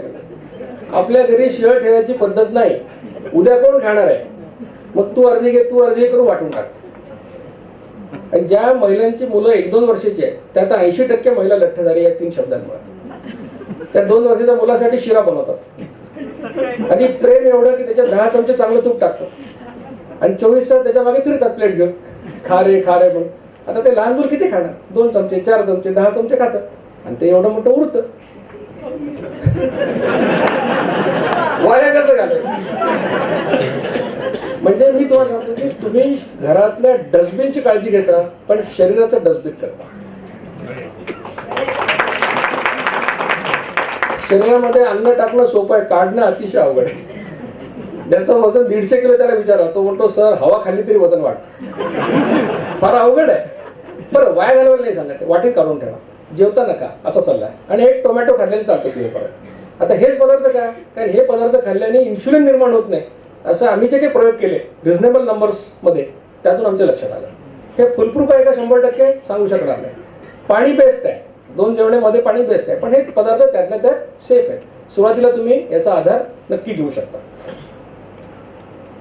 आता 2 तपासण्या, ज्यांना अभियानात सामील व्हायचे त्यांच्यासाठी 2 तपासण्या करणं आवश्यक आहे असं आम्ही सांगतो.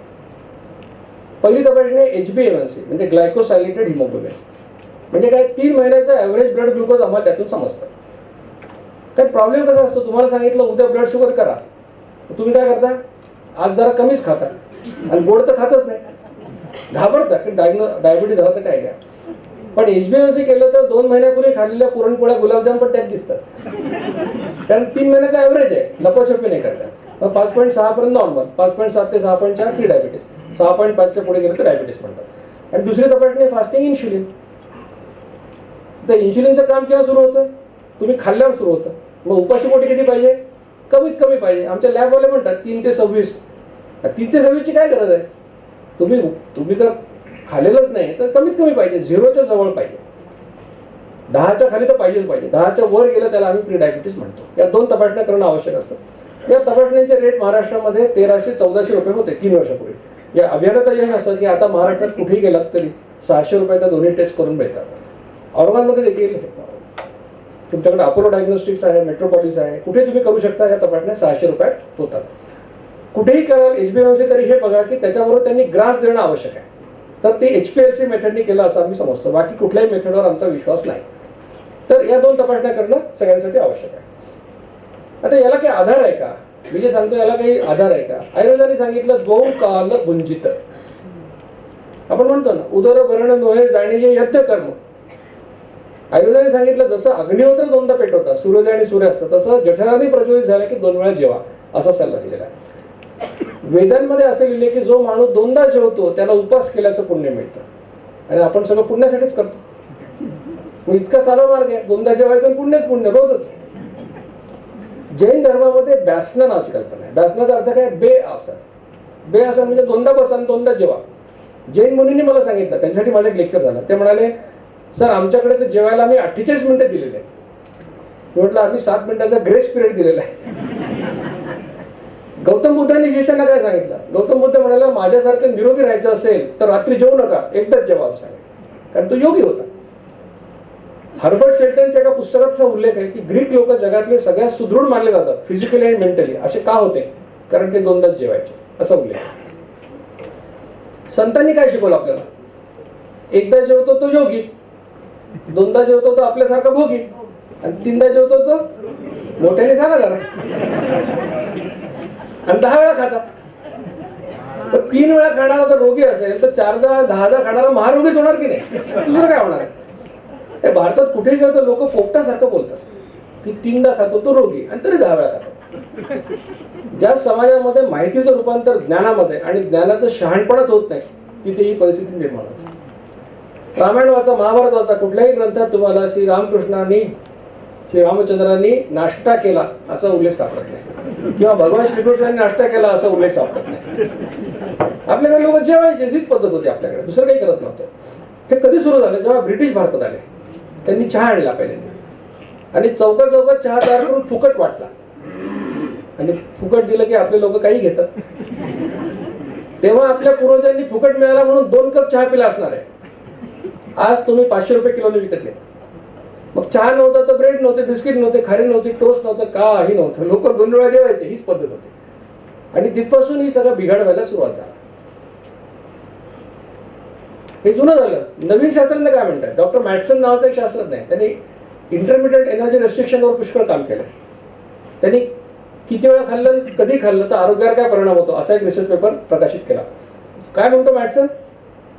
महत्वाचं सांगतो. मॅटसन असं म्हणतो की जगात सध्या जे प्रचलित आहे खाण्याची पद्धत काय? 3 वेळा जेवणे आणि एकदा नाश्ता करणे. तो म्हणतो उत्क्रांतीच्या दृष्टीने पाहिलं तर हे अनैसर्गिक आहे. कारण तुम्हाला सांगितलं की माणसं शरीर उपाशी राहायला जन्माला आलेलं आहे, भरपेट खायला नाही. तर इतक्या वेळा खाणं मनुष्य प्राण्यासाठी योग्य नाही असं मॅटसन म्हणतो. 2016चा नोबेल पुरस्कार जो मिळाला जपानी शास्त्रज्ञाला, कशासाठी मिळाला? ऑटोफॅगी नावाच्या कल्पनेला मिळाला की जर तुम्ही उपाशी राहिलात तर तुमच्या शरीराच्या चांगल्या पेशी कॅन्सर पेशींना खातात. म्हणजे तुम्ही जेव्हा 2दा जेवता तेव्हा तुम्ही 14-15 तास तुमचा उपास घडतोच आपोआप. म्हणजे या डाएट प्लॅनने तुम्हाला कॅन्सर प्रिव्हेन्शनला पण मदत होणार आहे. म्हणजे जुनं परंपरा तेच सांगते, आयुर्वेद तेच सांगितलंय, मॉडर्न सायंटिस्ट पण तेच सांगतात. फक्त आपल्याला कळेल कधी आणि कळून वळेल कधी हा खरा प्रश्न आहे. आणि आपल्याला एकदा वळलं की आपण निरोगी आयुष्याकडे आपला प्रवास सुरू होणार. या डाएट प्लॅन बरोबर आम्ही व्यायाम सांगितला. काय? कार्डिओ एक्सरसाइज 45 मिनिट्स कुठलाही करा, चालणे, सायकलिंग किंवा स्विमिंग, जो तुम्हाला जमेल तो तुम्ही करा. बाकी तुम्हाला जेवढा वेळ असेल तेवढा तुम्ही योगा करू शकता, वेट ट्रेनिंग करू शकता, ते तुमच्या सोयीने. पण आमच्यासाठी कार्डिओ करणं आवश्यक आहे आणि सलग 45 मिनिटं करणं आवश्यक आहे. पहिले 20 मिनिटं ग्लुकोज जळतं, नंतर फॅटी ऍसिड जळतं, म्हणून सलग करणं आवश्यक आहे. कोणाचा फोन येतो लगेच, सर 2 उड्या उड्या मारल्या तर चालेल का? मॅडम वय किती? 58, वजन किती? 95. मी म्हटलं फरशी चांगली असेल तर हरकत नाही. गुडघ्याचं काय व्हायचं ते होणारच आहे. असे अघोरी व्यायाम करायचे नाही. व्यायाम कसा पाहिजे, आपल्या स्वतःला करता आला पाहिजे. कुठलं तरी मशीन बिशीन आणून कोणाकडे असतील जॉगिंग मशीन वगैरे. आजकाल हेल्थ कॉन्शियस आहेत लोक, फिरायला वेळ नाही, मग घरी आणतात मशीन आणि 2 महिने सगळ्यांना बोलवतात दाखवायला, बघा आम्ही किती हेल्थ कॉन्शियस, बघा किती हेल्थ कॉन्शियस. त्याच्याकडे 3ऱ्या महिन्याचा कपडे वळा घातलेले असतात.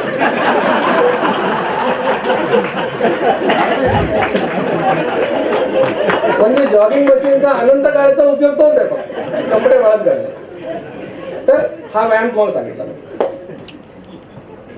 आणि लक्षात घ्या की कष्ट करणं वेगळं आणि व्यायाम करणं वेगळं. पुष्कळ लोकांचा गैरसमज असतो की आम्ही दिवसभर काम करतो, आणि काम वेगळं कष्ट वेगळं. रस्त्यावर खडी फोडणाऱ्या मजुराला सुद्धा हार्ट अटॅक येतो आणि तो मरतो, कारण त्यांनी हातापायाचे मसल स्ट्रॉंग केलेले, हार्ट नाही मजबूत केलं.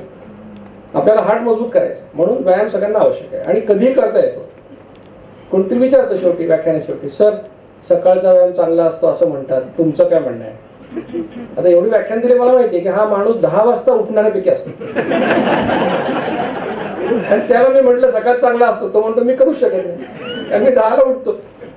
बरं सकाळचा व्यायाम चांगला का नाही म्हणे, ऑक्सिजन जास्त असतो. मी म्हटलं 10 लाख वर्ष बदलला नाही ऑक्सिजन, की सकाळ संध्याकाळमध्ये काय फरक पडणार आहे? तर कधीही करता येतो व्यायाम. बरं याचं काही सायंटिफिक एव्हिडन्स आहे का, याच्यावर रिसर्च पेपर आहेत का? हा, आता हे रिसर्च पेपर काही ब्रिटिश मेडिकल जर्नल लॅन्सेटमध्ये नाही आहेत आणि पिअर रिव्ह्यूड जर्नलमधले आहेत. आमचे काही डॉक्टर म्हणतात ते टेक्स्टबुकमध्ये आलं की आम्ही ऍक्सेप्ट करू, ते काय लॅन्सेटमध्ये आलं की आम्ही ऍक्सेप्ट करू. लॅन्सेटमध्ये एक पेपर आला होता मागे, त्याचं टायटल असं होतं की why all medical research published in medical journals is false. म्हणजे चांगल्या जर्नलमध्ये आलं बरं का, की चुकीचं काय असतं, कारण फार्माचे इंटरेस्ट असतात, त्याच्यामध्ये सॅम्पल साईजचे विषय असतात. सांगायचा उद्देश काय की तुम्ही तुमच्या भोवतीच्या जिवंत माणसावर विश्वास ठेवणार का एखाद्या अमेरिकन माणसाने 25 लोकांच्या अभ्यासावर केलेल्या लॅन्सेट मधला आर्टिकलवर विश्वास ठेवणार? हा तुम्ही तुमच्या डोक्याला विचारायचा प्रश्न आहे. तुमच्या आसपास लोक दिसतात, वेळू का तुम्हाला दिसतात, त्यांचा डायबिटीस गेलाच ना, तसे तुम्ही त्याच्यावर विश्वास ठेवणार की नाही, हा खरा प्रश्न आहे. एक्सपिरियन्शियल एव्हिडन्स खूप जास्त आहे. हा त्यातला पहिला पेपर आहे का. 428 लोकांनी हा डाएट प्लॅन 6 महिने केला. सरासरी 6.8 किलो वजन कमी झालं 6 महिन्यात. रेंज 3 किलो ते 45 किलो. जामनगरच्या माणसाने मला 8 दिवसापूर्वी फोन केला, सर 5 महिन्यात 45 किलो कमी झालं होतं, 120 किलोचा 75 आला. मी म्हणतो लाईफ चेंजिंग एक्सपिरियन्स आहे, आयुष्य बदललं माणसाचं. 120 किलोचा माणूस चालताना मांड्या घासायच्या, पॅन्ट फाटायच्या, रक्त यायचं, चालू शकत नव्हता, आज पळायला लागलेला आहे. डायबिटीसच्या माणसाच्या गोळ्या बंद झाल्या, आयुष्य बदललं त्याचं. डायबिटीसचं त्याचं आयुष्य काय होतं, आधी गोळी जेवायच्या आधी घेऊ, जेवताना घेऊ का नंतर घेऊ, आणि चक्कर आली तर काय करू, हीच काळजी दिवसभर. गोळ्या बंद झाल्या, काळजी केली सगळी. आणि हा डाएट प्लॅन एकमेव असा जगातला आहे की ज्याच्यामध्ये आधी पोट कमी होतं, गालफडं कधी बसत नाही. तुम्ही जिमिंग करा, प्रोटीन खा, पहिल्यांदा गालफडं बसतात. लोक विचारायला सुरुवात करतात, घरी काही प्रॉब्लेम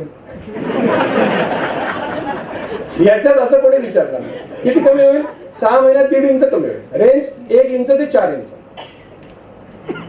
डायबिटीस प्रिव्हेन्शन कसं होतं? एक आयुर्वेदिक डॉक्टर माझ्याकडे आले, त्यांचं फास्टिंग इन्शुलिन 24.4 होतं. 1 वर्षभर डाएट प्लॅन केला, ते 5.4 झालं, वजन कमी झालं 5-6 किलो. याचा व्यवहारामध्ये अर्थ काय लक्षात घ्या. व्यवहारामध्ये अर्थ असा की जे काम करायला त्यांच्या शरीराला 24 युनिट इन्शुलिन लागायचं उपाशी पोटी, ते काम आता 5 युनिटमध्ये व्हायला लागलेलं आहे. म्हणजे शरीर इन्शुलिनला सेन्सिटिव्ह झालं, रेझिस्टन्स कमी झाला, आणि डायबिटीस होणार असेल तर तो लांब गेला. प्री डायबिटीस रिव्हर्सल होतं का, त्याचा पेपर पब्लिश झाला. 48 लोकांचा अभ्यास केला. यांचं HbA1c 5.7 to 6.4 होतं. त्यांना सांगितलं गोळ्या औषधं काही नाही, काय करा, 2दा जेवायचं, 4.5 किलोमीटर चालायचं. काय निष्कर्ष निघाला? 3 महिन्यानंतर सगळेच्या सगळे लोक नॉन डायबिटीस झाले. एकाला एकही गोळी लागली नाही, एकही पैसा लागला. डायबिटीस रिव्हर्सल होतं का? आता वेळूकरांचं तुम्हाला उदाहरण दिलंच नाही, अनेक उदाहरण आहे. हा एक पेपर तेव्हा केस रिपोर्ट पब्लिश केला, प्राध्यापक श्याम लेंडवे लातूरचे आहेत. 1 जानेवारी 2017ला नवीन वर्षाची गिफ्ट म्हणून यांना डायबिटीस डायग्नोज झाला. HbA1c 10.1, साखर 213-283, वजन 86.5 किलो, पोटात आहे 42 इंच. त्याला डायबिटॉलॉजिस्टने 2 औषधं लिहून दिली गाईडलाईन प्रमाणे. त्याने मला फोन केला, सर मला उपयोग होईल का? मी म्हटलं हे सायन्स आहे, सायन्सचा सगळ्यांना फायदा होतो, विश्वास ठेवा, ते काय श्रद्धेचा विषय नाही, प्रामाणिकपणे करा फक्त सांगितलेलं. त्यांनी केलं. 16 ऑगस्ट 2017 म्हणजे 7.5 महिन्यामध्ये काय झालं, HbA1c 5.3 वर आलं, साखर 87-120, वजन 14 किलो कमी झालं, पोटाचा घेर 6 इंच कमी झाला. म्हणजे प्राध्यापक लेंडवे 7.5 महिन्यामध्ये डायबिटीजवरनं नॉन डायबेटिक झाले. एकही गोळी लागली नाही, एकही पैसा लागला नाही. आणि 16 ऑगस्ट 2018ला त्यांच्या मधुमेहमुक्त जीवनाचा पहिला वाढदिवस आम्ही साजरा केला. आजही त्यांना कुठलंही औषध लागत नाही. मग उद्या जर तुम्हाला असं लक्षात आलं, तुम्ही टेस्ट केलं, तुमच्या लक्षात आलं की तुम्ही प्री डायबेटिक आहात किंवा डायबेटिक आहात, घाबरायचं कारण नाही. तुमच्या डॉक्टरांकडे जा, ते तुम्हाला गोळ्या लिहून दिल्या तर लिहून घ्या. त्यांना फक्त एवढं सांगा की तुम्ही इथेच राहता, मी इथेच राहतो, मी तुमचाच पेशंट आहे वर्षात वर्ष. तर दीक्षित सरांनी जे मला सांगितलं ते मला 3 महिने करून पाहू द्या. अजून गोळ्या सुरू व्हायच्या, 3 महिने मला प्रयोग करू द्या. 3 महिन्यामध्ये माझं डायबिटीस स्टेटसमध्ये सगळे पॅरामीटर जर इम्प्रूव्ह नाही झाले तर मी तुमच्या गोळ्या घ्यायला तयार आहे. तुम्हाला खात्रीने सांगतो, तुमच्यापैकी 95% लोकांना परत गोळ्या घ्यायला जावं लागणार नाही. तुमचा डायबिटीस तुम्ही रिव्हर्ट करू शकता. या देशामध्ये डायबिटीसचं डायग्नोसिस पुरेसे लवकर आम्ही करत नाही. का बरं? कारण आम्ही शुगरवर करतो. HbA1c वर केलं तर 30% लोक जास्त डायग्नोस होतील प्री डायबेटिक म्हणून, आणि त्यांनी हा डाएट प्लॅन केला तर ते नॉन डायबेटिक होते. आणि इट इज ओव्हर ट्रीटेड. अनावश्यक जास्तीचे उपचार केले जातात डायबिटीसवर. असं मी का म्हणतोय? कारण टाईप 2 डायबिटीस हा लाईफस्टाईल डिसऑर्डर आहे. हे कारण काय? बिघडलेली जीवनशैली हे कारण आहे. मग जीवनशैली हे कारण असेल तर उपचार कुठे असणार आहे? जीवनशैली सुधारणे हे उपचार असणार आहे.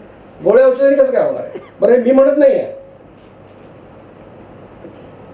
हे जगामधलं प्रख्यात संशोधन डायबिटीस प्रिव्हेन्शन प्रोग्राम नावाचं 3234 प्री डायबेटिक लोकांचा अभ्यास केला. त्यांना 2 गटात डिवाइड केलं.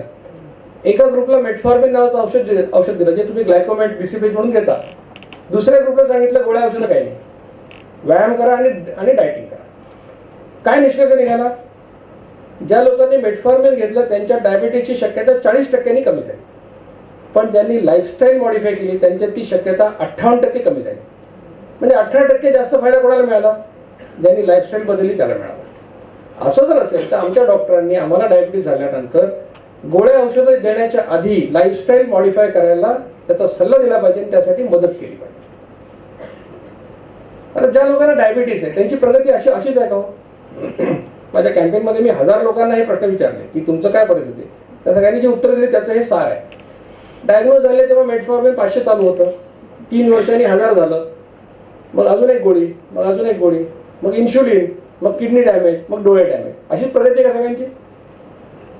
अशीच प्रगती आहे ना. कोणी असं म्हणतं का माझा डायबिटीस गेला? कोणी म्हणतं माझ्या गोळ्या कमी झाल्या? असं कोणी आहे का? नाही. मला खूप लोक विचारतात, हे डॉक्टर मुद्दाम असं करतात का, की आम्ही कधीच बरे होऊ नये म्हणून करतात का? मी म्हटलं असं नाही, त्यांच्या डायबिटीसची ही स्टोरी आहे. डॉक्टरांच्या डायबिटीसची पण ही स्टोरी आहे, तुमचीच नाही. कारण याच्यात प्रॉब्लेम काय झालेला आहे की पुस्तकात आम्ही काय शिकलो की डायबिटीस हा कधीही बरा न होणारा आजार आहे. दुसरं वाक्य शिकलो की डायबिटीस हा नेहमी वाढत जाणारा आजार आहे. आता पेशंट माझ्याकडे आला, मी डॉक्टर आहे डायबिटीसचा, मला काय माहिती हा काय बरा होत नाही. पेशंटला काय माहितीये मी काय बरा होत नाही. एकमत आहे दोघांचं. बरा होत नाही तर एकमत आहे, कसा बरा होणार आहे? दोघं निगेटिव्ह मेंटॅलिटीचे लोक एकत्र आले. आणि प्रॉब्लेम असा झालेला आहे की लाईफस्टाईल मॉडिफिकेशन मध्ये काय सांगायचं हा मोठा प्रॉब्लेम आहे. तुम्ही देखील लाईफस्टाईल मॉडिफिकेशन सल्ला तुम्हाला डॉक्टरांनी दिलाच आहे. काय सांगितलं तुम्हाला? व्यायाम करा सांगितलेलं सर, बरोबर, चाला, चांगला सल्ला आहे, आम्ही तेच सांगितलं. त्याच्याबरोबर दुसरा एक सल्ला तुम्हाला मिळाला जो तुम्ही आतापर्यंत ऐकला. कोणाचा डायबिटीस 10 वर्ष, कोणाचा 12 वर्ष, तुम्ही ऐकला सल्ला. तो काय सल्ला दिला तुम्हाला की दर 3-4 तासाला काहीतरी खा, बरोबर? ऐकलं ना तुम्ही ते आतापर्यंत? मग गोळ्या कमी झाल्या का तुमच्या? डायबिटीस गेला का तुमचा? मग 10 वर्ष त्यांना दिले, 3 महिने मला द्या. त्याच डॉक्टरांकडे जा, त्यांना म्हणा की तुमचं ऐकून माझ्या गोळ्या वाढल्या 10 वर्ष. दीक्षित सरांचं 3 महिने करून पाहू द्या, मला डॉक्टर म्हणून मदत करा. तुमच्यापैकी बऱ्याच लोकांच्या गोळ्या पुढच्याच महिन्यात तुमच्या लक्षात येईल की HbA1c कमी झालेलं आहे, हायपोग्लायसेमिया व्हायला लागेल आणि गोळ्या कमी होतील. तोच मार्ग आहे, डायबिटीस रिव्हर्ट होण्याचा मार्ग तोच आहे. आणि आता अनेक लोक म्हणायला लागले की डायबिटीस हा रिव्हर्सिबल आहे. ही चांगली गोष्ट आहे. अनेक लोक म्हणायला लागले की डायबिटीस काही कोणी म्हणतं फळं खाऊन होईल, कोणी म्हणतं काय वेगळ्या पद्धतीने. पण ही एक चांगली सुधारणा आहे. याचा डॉक्टर सुद्धा काही म्हणायला लागले की डायबिटीस हा रिव्हर्सिबल आहे. मग मी पुस्तकं लिहिली, डायबिटीस रिव्हर्सल न्यू होप नावाचं, त्याची 2nd एडिशन आता आली. 25 नोव्हेंबरला पहिली एडिशन आम्ही रिलीज केली मुंबईला षण्मुखानं, त्याच दिवशी ती संपली. दुसरी एडिशन 8 दिवसापूर्वी आली. याच्यामध्ये सक्सेस स्टोरीज आहेत लोकांच्या, तर त्याच्यामध्ये वेळूकर पण आहे, अनेक लोक आहेत त्याच्यामध्ये. आणि तुम्ही आमच्या फेसबुक पेजला गेलात एफर्टलेस वेट लॉस नावाच्या, त्याच्यामुळे तुम्हाला शेकडो सक्सेस स्टोरी मिळतील वाचा. 1-2 नाही, शेकडो. आणि त्या सगळ्या ऑथेंटिक स्टोरीज आहेत, स्पॉन्सर्ड नाही आहेत. कारण तुम्ही त्या लोकांना मोबाईलवर विचारा तुमचं काय झालं, कसं झालं, ते तुम्हाला सांगतील. तर आता राजू शेट्टी आपले खासदार, त्यांनी परवा एका टीव्हीला मुलाखतीत सांगितलं की दीक्षित सरांच्या डाएट प्लॅनने माझं 14 किलो कमी झालं होतं. आता राजू शेट्टीला कोण स्पॉन्सर करणार आहे? सुकन्या मोने आपली मराठी ऍक्ट्रेस, तिचं 8 किलो वजन कमी झालं. ती भरतनाट्यम करायची, 25 वर्षापूर्वी भरतनाट्यम करणं बंद केलं होतं कारण वजन एवढं जास्त होतं की एक विशिष्ट पोझिशन घ्यायची असते, ती घेता येत नव्हती. ह्या डाएट प्लॅन केल्यानंतर ती पोझिशन घेता यायला लागली. आता पब्लिक प्रोग्राम करायला लागले. तिने शंभूखानाला येऊन सांगितलं ते. तर अशा सक्सेस स्टोरी तुम्हाला मिळतील. Winners weight loss, effortless weight loss नावाची पुस्तकं आहेत. ही पुस्तकं तुमच्यासाठी मी आणलेली आहेत. जेवढं मी व्याख्यानात सांगितलं तेवढं तुम्हाला डाएट प्लॅन करण्यासाठी आणि त्याचा फायदा मिळण्यासाठी पुरेसा आहे. तुम्हाला जास्तीची माहिती पाहिजे असेल, या पुस्तकात तुम्हाला मिळू शकते. मग हे कॅम्पेन सुरू झालं. 2013 पासून हे कॅम्पेन सुरू झालं. आम्ही व्हॉट्सअप, फेसबुकचा वापर करतो चांगला. 238, आता हा आकडा बदललाय, 242 जवळपास व्हॉट्सअप ग्रुप आहेत आणि 37 देशापैकील्या 48,000 लोक आमच्याशी कनेक्टेड आहेत. युट्यूबचे लेक्चर तर लाखो लोकांनी बघितले. म्हणजे आता माझ्या डाएट प्लॅनवर त्याचं स्पष्टीकरण देणारे युट्यूबचे व्हिडिओ लोक टाकायला लागले की दीक्षित डाएट प्लॅन मधले या 3 चुका टाळा असं कोणते टाकलंय. कोणीतरी म्हणतं की ह्याच्यातलं काय नेमकं आहे असं. त्यातली त्यात ती गौरी जी आहे, जिने हा माझा व्हिडिओ केला, ती त्यातल्या त्यात सेन्सिबल आणि खरी माहिती देते. तर इतके लोक कनेक्टेड आहेत या सगळ्या अभियानाशी. ही गर्दी बघा, तुम्ही व्याख्यानांची गर्दी बघा. पुण्यासारख्या ठिकाणी लेक्चरला 6,000 हजार लोक येतात ऐकायला. एक तर व्याख्यानासाठी गर्दी मिळवणं ही मोठी जिकरीची गोष्ट आहे. या सध्याच्या जगामध्ये कोणीच कोणाचं ऐकायला तयार नाही. तेच सांग, म्हणजे एवढे लोक कशामुळे येतात? हे काय डॉक्टर दीक्षित लोकप्रिय म्हणून येत नाही, मला माहिती आहे. हे काय येतात? हे जीवन जगण्याची उमेद घ्यायला येतात. तुम्हाला मी सांगतो, त्यांना एक डॉक्टर भेटला जो म्हणतो तुमचं आरोग्य तुमच्या हातात आहे. एक डॉक्टर भेटला जो म्हणतो तुमचा डायबिटीस तुम्ही रिव्हर्ट करू शकता, दुसऱ्या कोणाची तुम्हाला गरज नाही. कारण डायबिटीस वाल्याचं आयुष्य काय होतं? डायबिटीस डायग्नोज झाला, तो म्हणतो आता मुलीचं लग्न लवकर करून घेतो, माझा काही भरोसा नाही. आज काय म्हणणार आहे घरी गेला? आज म्हणतो घाबरायचं कारण नाही, माझ्याकडे मार्ग आहे, आता माझा डायबिटीस मी रिव्हर्ट करू शकतो. ही जीवन जगण्याची आशा घ्यायला लोक येतात, म्हणून हे अभियान लोकप्रिय झालेलं आहे. हे 2 फोटो टाकले, ग्रुप फोटो. वरचा फोटो माझ्या व्हॉलेंटियर्सचा आहे. हे अभियान पूर्णपणे मोफत आहे. याच्यामध्ये कोणी कोणाकडे कधी एकही पैसा आजवर मागितलेला नाही आणि मागणार पण नाही भविष्यात. माझ्याबरोबर 86 लोक हे काम करतात. त्याच्यामध्ये गायनेकॉलॉजिस्ट आहेत, पेडियाट्रिशियन्स आहेत, सर्जन्स आहेत, वकील आहेत, इंजिनियर्स आहेत, हे सगळ्या प्रकारचे लोक आहेत. हे सगळे लोक आपापलं काम सांभाळून हे करतात. का करतात? हे अभियान नुसतं ज्ञान वाटण्याचं नाही आहे. खूप लोक म्हणतात आम्हाला यायचं अभियान, मग काय करणार? काही लेक्चर देतो म्हणतात. हे अभियान लेक्चर देण्याचं नाही आहे, ज्ञान वाटण्याचं नाही. हे अभियान अनुभव शेअर करण्याचं आहे. मी का करतो? कारण माझं वजन 8 किलो कमी झालं म्हणून मी करतो. आता इथे प्राध्यापक सांगळे बसले, हे का करतात? यांचा डायबिटीस गेला म्हणून करतात. सुजाता लाहोटी का करतात? त्यांना फायदा झाला. अनिता बाहेकर, डॉक्टर मिसेस दहाड, याची नाव तुम्हाला मी सगळ्यांची ओळख करून देणार, कारण नंतर तुम्हाला प्रश्न त्यांना विचारायचे, कारण सगळ्यांची उत्तर मी देऊ शकेन असं नाही. तर असे 86 कोऑर्डिनेटर्स अनेक शहरांमध्ये हे काम करतात. ही सगळी वरचा जो फोटो तर त्यांचा आहे, हे सगळे लोक जे काम करतात त्यांचा.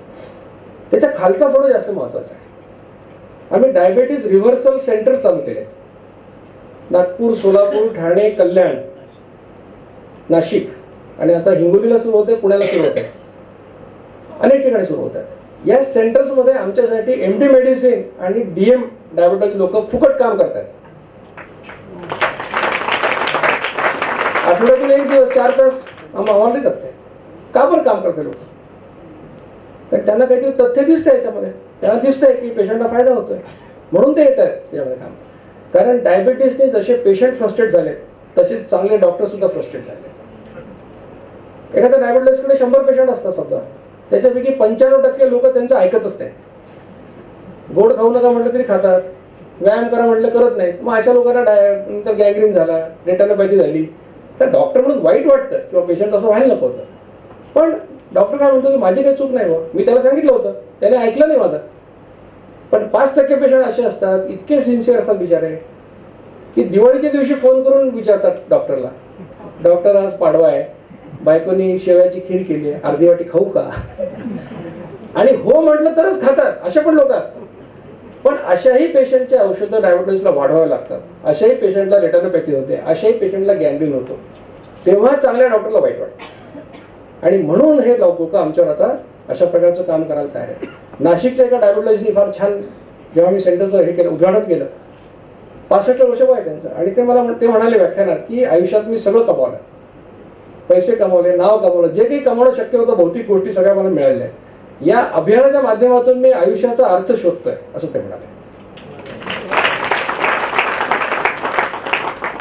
लेक्चर सांगितलं, अनेक लेक्चर झाले, युट्यूबवर अवेलेबल आहेतच. आम्ही अडोर नावाचा एक ट्रस्ट स्थापन केला आहे, association for diabetes and obesity reversal, त्याचा लोगो आहे. ही आमची वेबसाईट आहे, adortrust.org नावाची. याच्यावर तुम्हाला आणखी माहिती आमची मिळेल. आमचं ध्येय साधं सोपं आहे.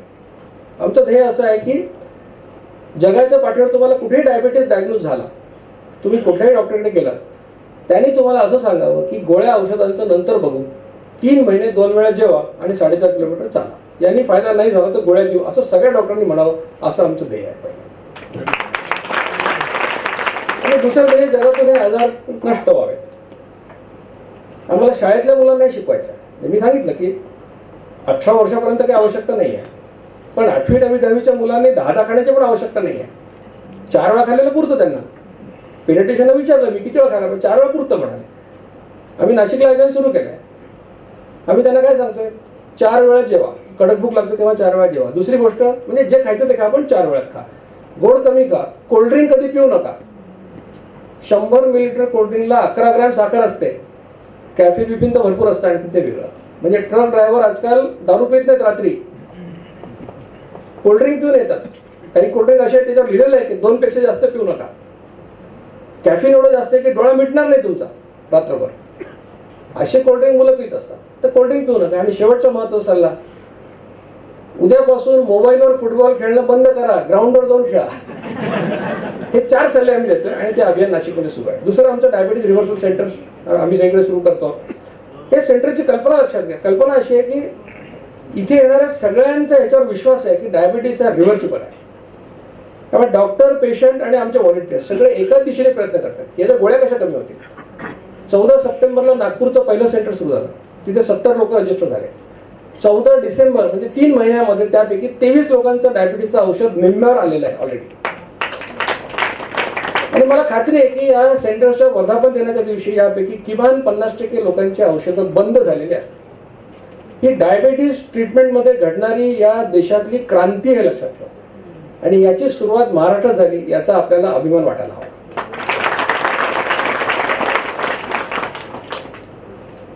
आम्हाला अनेक डायबिटॉलॉजिस्ट, फिजिशियन्स मदत करतात अनेक ठिकाणी. डॉक्टर तुषार बंडगर, केईएम कॉलेज म्हणजे जीएस मेडिकल कॉलेजचे एंडोक्रिनॉलॉजीचे हेड ऑफ द डिपार्टमेंट आहे, professor head of the department. त्यांचं 2012 पासून आम्हाला सपोर्ट करतात. डॉक्टर इंदूरकर आहेत आपले औरंगाबादचे, डॉक्टर अष्टेकर लातूर, अनेक लोक आहेत. म्हणजे मोठी यादी आहे. खरं सांगायचं तर हजारो डॉक्टर्स हा डाएट प्लॅन स्वतःसाठी करतायत. आमच्या कॅम्पेनमध्ये ग्रुप्समध्ये किमान 4000 डॉक्टर्स आहेत, वेगवेगळ्या पॅथीचे, वेगवेगळ्या स्पेशालिटीचे. आणि अनेक जनरल प्रॅक्टिशनर्स त्यांच्या पेशंटला आता सांगायला लागलेले आहेत डायबिटीज झाल्यानंतर की गोळ्या सुरू करू नका, आधी हे सुरू करा. ही फार चांगली गोष्ट घडते. हा फोटो मुद्दाम दाखवला की डॉक्टर शशांक जोशी म्हटलं की जे वेळूकरांना ट्रीटमेंट देत होते, पद्मश्री डायबिटॉलॉजिस्ट मुंबईचे, यांनी परवा सांगितलं हे कुठली डायबिटीसची कॉन्फरन्स डॉक्टर जोशींच्या लेक्चरशिवाय पूर्ण होत नाही भारतात. इतके फेमस आणि इतकं त्यांना फॉलोईंग आहे असे डायबिटॉलॉजिस्ट. हे काय म्हणतात आता, डायबिटीस कॅन बी रिव्हर्स्ड. नंतर असं म्हणतात की नुसतं मील रिव्हर्सल केलं तरी रिव्हर्स होतो. तिसरं म्हणतात की तुम्ही काय करायला पाहिजे, ब्रेकफास्ट, लंच, डिनर घ्यायला पाहिजे. आम्ही 2 सांगतो, ही 3 सांगतात. आणि सांगतात की जर कॅलरी तुम्ही 600-700 घेतल्या दिवसात, 2000 कॅलरीची रिक्वायरमेंट आहे, तर 1/3 केलं तर तुमचा डायबिटीस रिव्हर्ट होतो. आणि 10 वर्ष जरी डायबिटीस तुमचा असेल जुना, तरी तो रिव्हर्ट होऊ शकतो, असं डॉक्टर शशांक जोशी म्हणतात. त्यामुळे त्यांचं कौतुक करायला हवं. जितक्या लोकांनी हातवर केलं डायबिटीस झालेला, त्यांना एका तरी डॉक्टरने सांगितलं का की तुमचा डायबिटीस रिव्हर्सिबल आहे? पण त्यांचे गुरु सांगायला लागले होते. आणि फोटो दाखवायचं अजून एक कारण, याचा शेवटचा पॅराग्राफ आहे की त्यांची लोकमत टाइम्सला दिली मुलाखत आहे. त्याच्यात त्यांना पत्रकारांनी विचारलं की तुमचं दीक्षित डाएट बद्दल काय मत आहे. त्याच्यावर ते म्हणाले की Dixit diet is a fraud. Photo दाखवायचं कारण ते. आता फ्रॉडचा अर्थ काय, मी डिक्शनरी बघितली तर फ्रॉडचा अर्थ असा आहे की फायनान्शियल गेनसाठी केलेलं क्रिमिनल स्वरूपाचं कृत्य, गुन्हेगारी कृत्य म्हणजे फ्रॉड. आता डॉक्टर दीक्षित पैसेच मागत नाही कोणाकडे, त्यामुळे मी तर फ्रॉड असू शकत नाही. मग फ्रॉड कोण असू शकेल? ज्या माणसाला 30 वर्ष माहिती आहे की डायबिटीज हा रिव्हर्सिबल आहे आणि तरी जर तो पेशंटला सांगत नसेल तर कोण फ्रॉड असेल? तर हा बदल चांगला घडतोय कॅम्पेनमुळे, की आता डॉक्टर म्हणायला लागले की नाही होऊ शकतो रिव्हर्सिबल. थोडं अवघड आहे पण होऊ शकेल. हरकत नाही ना, पण लोक प्रयत्न करायला तयार आहेत ना. लोक कशामुळे फ्रस्ट्रेट झाले आहेत? कारण त्यांना आता औषधच घ्यायचे आयुष्यभर. एक पेशंट गेला, त्याचे म्हणजे आपल्या कॅम्पेनचं आहे, त्याचं शुगर कमी झालं, सगळं कमी झालं. डॉक्टरने म्हणे माझ्या गोळ्या कमी करा, आता मला चक्कर यायला लागले. ते म्हणे डायबिटीज झालेला आहे, मरेपर्यंत औषधं घ्यायची. मी म्हटलं विचारायचं कोण मरेपर्यंत?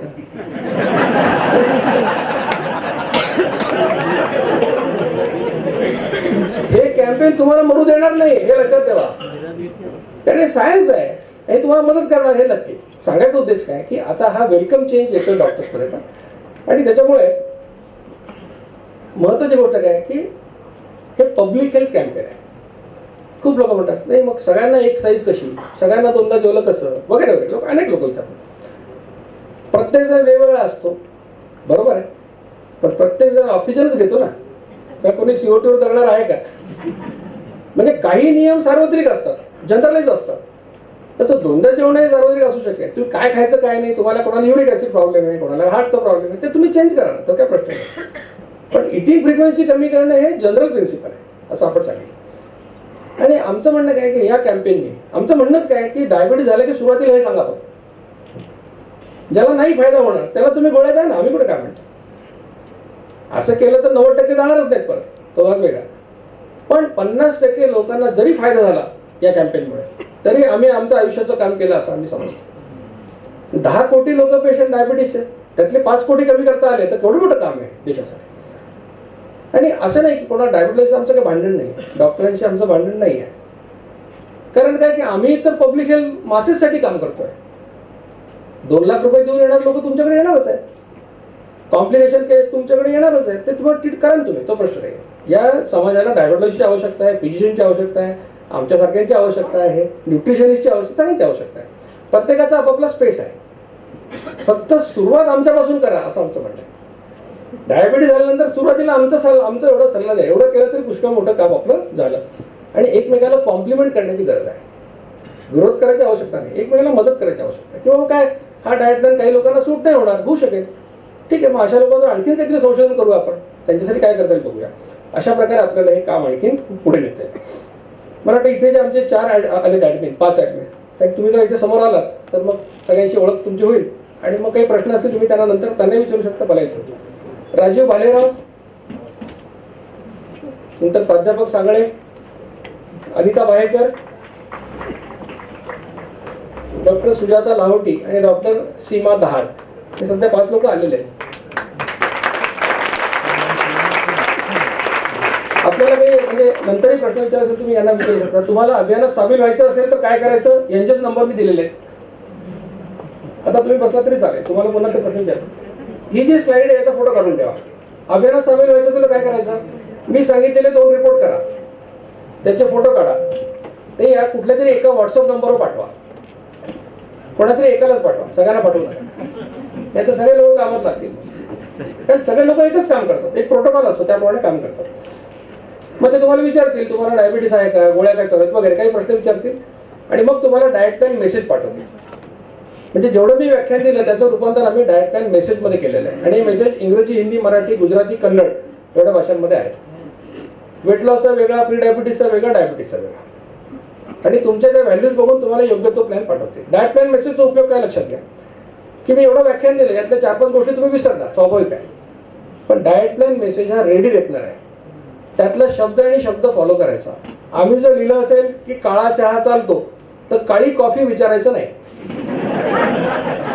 जे सांगितलं नाही ते विचारायचं नाही. इतके शब्द फॉलो करायचे, बाहेर जायचं नाही कुठे. दुसरं तुम्हाला सक्सेस स्टोरी मिळतील रोज त्याच्यात. कोणाचं वजन कमी झालं, कोणाचा डायबिटीस गेला, तुम्हाला उत्साह वाढेल की आपल्यासारखे लोक अजून त्याच्यामध्ये आहेत. तुम्ही शंका विचारू शकता, काही प्रश्न असतील ते विचारा. 24 तासात त्याचं उत्तर तुम्हाला मिळतं. हे अभियान म्हणून आमचं कमिटमेंट आहे. बरं, या व्हॉट्सअप ग्रुपचा तुम्हाला काही त्रास होणार नाही. म्हणजे good morning, good night, RIP, happy birthday, पानं, फुलं, फळं, झेंडे काही टाकायला परवानगी नाही. एकदा टाकलं वॉर्निंग. म्हणजे तुम्हाला आश्चर्याने म्हणजे कौतुकाची गोष्ट सांगतो की 50,000 मेंबर आहेत, पण हे पुलवामा झाल्यानंतर सुद्धा आम्हाला फक्त 3 लोकांना ग्रुपवरनं काढावं लागलं.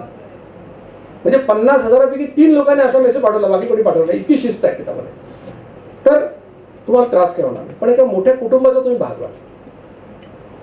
एक गोष्ट फक्त सांगायची राहिली, मला वाटतं आणखी 5 मिनिटं बोलत चालेल, की डाएट प्लॅन सुरू करताना तुम्हाला अडचणी काय येऊ शकतात. पहिली अडचण म्हणजे सकाळचा साखरेचा चहा कसा सोडू. किती लोकांना समस्या आहे, गंभीर समस्या आहे. पण लक्षात घ्या की साखरेचं व्यसन लागतं माणसं. ज्या तुमच्या घरामध्ये डायबिटीसचा पेशंट असेल आणि त्याला बिन साखरेच्या चहाची सवय असेल, त्याला चुकून तुम्ही साखरेचा चहा दिला, त्याला मळमळ होते. बरोबर. म्हणजे 8 दिवसाचा प्रश्न आहे. तुमचं पण सवय 8 दिवसात जाऊ शकेल. मग काय करा, उद्यापासून देवाचं व्रत म्हणून 8 दिवस बिन साखरेचा चहा प्या. तुम्हाला 9व्या दिवशी साखरेचा चहा आवडणार नाही, हे अगदी मी तुम्हाला लिहून देतो. दुसरा प्रश्न, लोकांना चक्कर येईल का. आम्ही दिवसभर काम करतो, उभे असतो. ज्याचं वजन 65-70 किलो आहे त्याच्यामध्ये 13 किलो चरबी असते. 13 किलो चरबी म्हणजे 1,20,000 कॅलरीचा स्टॉक असतो. दिवसाला किती लागतात, 2,000 कॅलरीज. म्हणजे 60 दिवस तुम्ही काही खाल्लं नाही, नुसतं पाणी पिलं तरी तुम्ही मरणार नाही. हे डॉक्टर म्हणून मी बॉन्ड पेपरवर लिहून द्या. त्याच्यामुळे चक्कर बिक्कर सगळं झूट आहे सायकोलॉजिकल. पाणी भरपूर द्या. काही लोक म्हणतात ते सगळे एक्सपर्ट ब्रेकफास्ट करायला सांगतात. कालच काय टाइम्स ऑफ इंडियात आर्टिकल आलं होतं, खूप लोकांनी मला पाठवलं. स्किपिंग ब्रेकफास्टमुळे काय टाईप 2 डायबिटीसची रिस्क वाढते. मागे आलो तर हार्ट अटॅक येतो. काय काय लोक लिहितात. मुळामध्ये न्यूजपेपरच्या बातमीवर विश्वास कशाला ठेवायचा. न्यूजपेपर ही काही रिलायबल गोष्ट आहे का. मेडिकल जर्नलवर विश्वास ठेवायचा काही प्रश्न आहे खरा तर न्यूजपेपर तर कुठली गोष्ट राहील. पण ठीक आहे, आम्ही काय सांगितलं, आमच्या डिक्शनरीत ब्रेकफास्ट, लंच, डिनर असे शब्दच नाही. आमच्याकडे पहिलं जेवण, दुसरं जेवण, 2च शब्द. पण वेळेचं बंधन नाही. तुम्हाला सकाळी 8ला भूक लागते, तुम्ही ब्रेकफास्ट म्हणा, आम्ही पहिलं जेवण म्हणतो. त्या जेवू ब्रेकफास्ट घेऊ नका असं नाही म्हटलेलं आहे. भुकेच्या वेळेला जेव्हा, हा नैसर्गिक सल्ला दिलेला आहे. भूक नसताना खाल्लं तर काय होतं, अपचन होतं. भूक असून खाल्लं नाही, ऍसिडिटी होतं. हे तुमचा दैनंदिन अनुभव आहे, हे काय रॉकेट सायन्स थोडीच आहे. आम्ही तुम्हाला तेच सांगतो की भुकेच्या 2 वेळा जेवा. त्याला काय काही म्हणायचं ते म्हणा. त्यातून प्रॉब्लेम येतात. मग मुंबईच्या एका बाईंचा फोन आला, सर ते डाएट प्लॅन तुमचा केला 8 दिवस झाले, मला ऍसिडिटी होते, डोकं दुखतं वगैरे. म्हटलं मॅडम भूक कधी लागते. सकाळी 8 वाजता. जेवता किती वाजता, दुपारी 1 वाजता. मग 1ला काय जेवता, आमचा लंच ब्रेक 1ला असतो. असं कसं चालेल, 8ला भूक लागते, 8ला खायला लागेल. 8ला कसं खायचं बरं. मग त्याला काय, तुमच्या भुकेच्या वेळी तुम्ही खायचं. 8ला शक्यच नाही म्हणे. पण का नाही शक्य, आमची स्वयंपाकवाली बाई येत नाही एवढ्या लवकर. मी म्हटलं मी होतो उद्यापासून. आता तुमचे काय काय प्रश्न मी सोडवायचे. तुम्हाला प्रिन्सिपल सांगितलं 2 वेळा जेवायचं, तुम्ही हुशार लोक काय खायचं, किती खायचं तुमचं तुम्ही बघा, ते तुम्ही प्रॉब्लेम सोडवा. म्हणजे ब्रेकफास्टचा विषय आहे. काय लोकांना ऍसिडिटी होईल का, किती लोकांना प्रॉब्लेम आहे ऍसिडिटीचा. कमी लोक आहे, पण आहे. ऍसिडिटीचा तुम्हाला सल्ला काय मिळालेला आहे सध्या, थोडं थोडं खा, बरोबर, आणि गोळ्या घेत राहा. ऍसिडिटी गेली का तुमची, नाही तर कशाला हातवर केले असते. ऍसिडिटी अशी कधीच जाणार नाही. कारण काय होतं की ऍसिड सिक्रेशन पण असंच आहे, सुरुवातीला एका विशिष्ट प्रमाणात तयार होतं. मग तुम्ही एकच बिस्किट खाल्लं तर थोडं ऍसिड वापरलं जातं, थोडं शिल्लक राहतं. शिल्लक राहिलं की ऍसिडिटी होतं. आणि तुम्ही 2दा व्यवस्थित जेवलात तर शरीराला वेळ मिळतो फाईन ट्युनिंग करायला, ऍडजस्ट करायला. किती ऍसिड लागणार आहे तेवढं लागतं, ते संपून जातं. त्यामुळे अभियानाच्या सक्सेस स्टोरीमध्ये 30% स्टोरी काय आहे, ऍसिडिटी गेली आमची, अशा स्टोरी. तुमची पण जाईल, ज्यांनी हात वर केले त्यांची जाईल. सुरुवातीला तुम्हाला कदाचित पहिले 8-10 दिवस म्हणजे हा सवयीने तुमचा जो आहे, तुम्ही जर भुकेच्या 2 वेळा जेवण हे पहिलं काम करा. ऍसिडिटी होण्याचं सगळ्यात महत्त्वाचं कारण आहे की भुकेच्या वेळेला न जेवणे. महिलांच्या बाबतीत कॉमन प्रॉब्लेम आहे.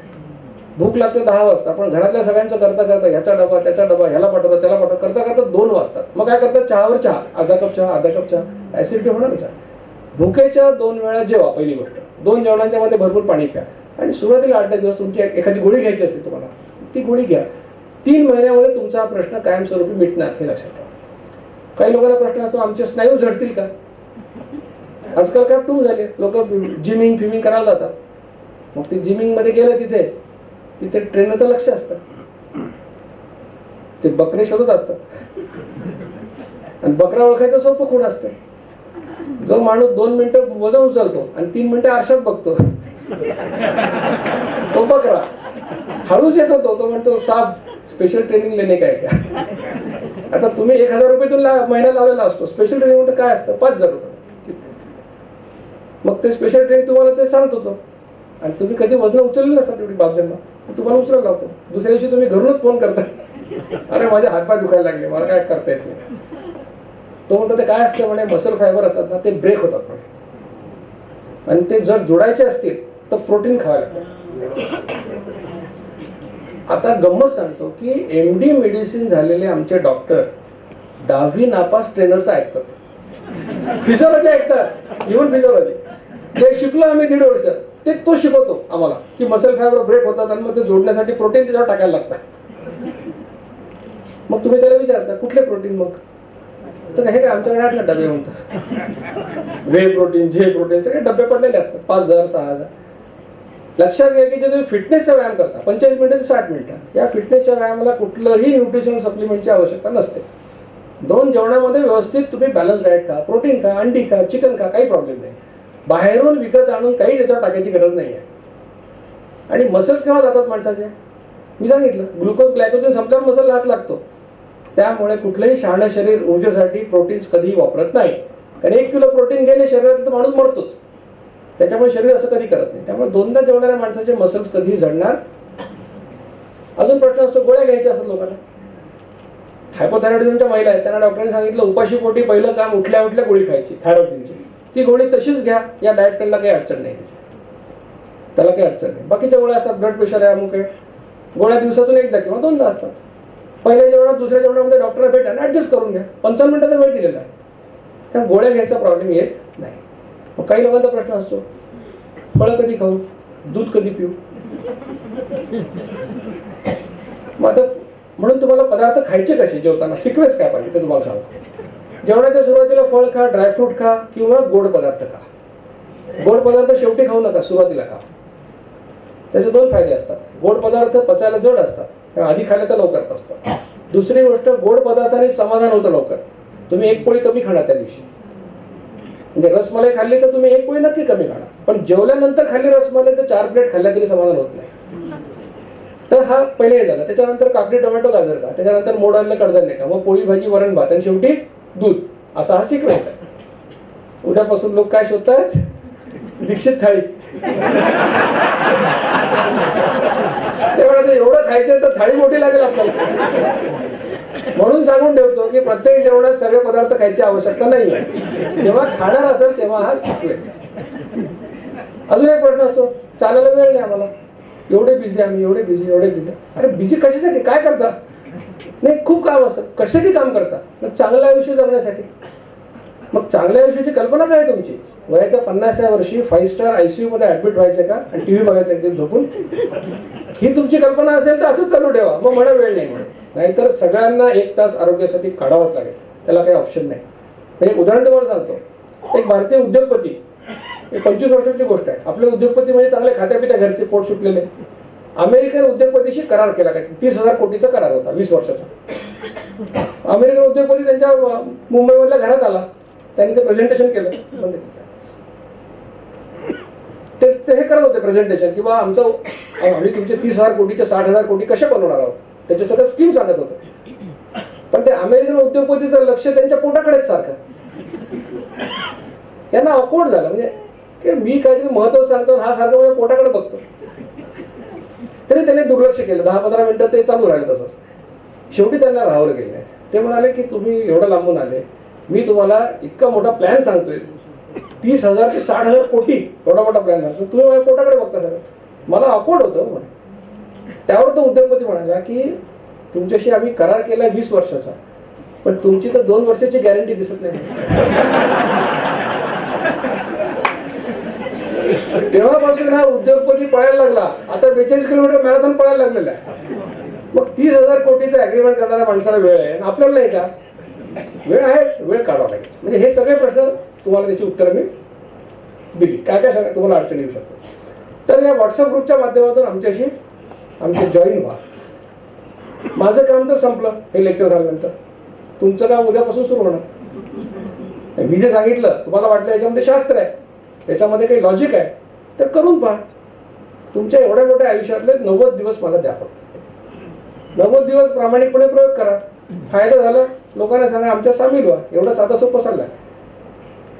कारण हे अभियान एकट्या दुकट्याचं नाही, 2-4 हजार लोकांचं नाही. हे अभियान आपल्या सगळ्यांचं आहे. कारण 700 कोटी लोकांपर्यंत आपल्याला जायचं आहे. आणि तुमचं काम तुम्हाला करावं लागणार आहे. आणि आपण सगळे मिळूनच हे काम करू शकणार आहे. पण त्यासाठी पहिली पायरी आहे अनुभव घेण्याची पहिली पायरी. आणि त्याची सुरुवात तुम्ही उद्यापासून करावी अशी माझी इच्छा आहे. संयोजकांचे या ठिकाणी आभार मानतो. आपल्या सगळ्यांचा आभार मानतो. तुम्हाला सगळ्यांना मी निरोगी आयुष्याच्या शुभेच्छा देतो. आणि अभियानात आपण मोठ्या संख्येने सामील व्हाल अशी अपेक्षा व्यक्त करतो. आणि माझे 2 शब्द संपवतो. जय हिंद, जय महाराष्ट्र.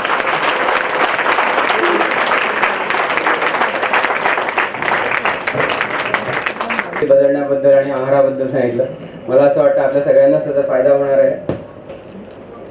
मी डॉक्टर प्रवीण सूर्यवंशी यांना अशी विनंती करतो की त्यांनी त्यांचे व्ह्यूज एक्सप्रेस करावे. Sir please.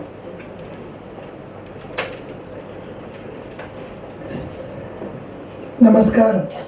डॉक्टर दीक्षित, इथे जमलेले सर्व औरंगाबाद मॅनेजमेंट असोसिएशनचे पदाधिकारी आणि औरंगाबादचे सगळे हेल्थ कॉन्शियस नागरिक. डॉक्टर दीक्षित माझी मे बी 30 वर्षापासून आहे. ते माझे टीचर होते, मला त्यांनी शिकवलेलं आहे. आणि काही वर्षापूर्वी आम्ही एकत्र बॅडमिंटन पण खेळायचो. तर आता दीक्षित सरांची जी ख्याती आपल्या सर्वांना माहिती आहे. त्यांचा डाएट प्लॅन सुद्धा आता त्यांनी एक्सप्लेन केलेला आहे, त्याचे फायदे सांगितलेले आहेत. तर हे खरंच एक आपल्यासाठी एक वरदान ठरलेलं आहे आपल्या समाजासाठी की आता पूर्वीच्या म्हणजे 60 वर्षापूर्वी इन्फेक्शस डिझीज हा मेजर हेल्थ प्रॉब्लेम होता. आणि आता लाईफस्टाईल डिझीज हा सगळ्यात मोठा मेजर हेल्थ प्रॉब्लेम झालेला आहे.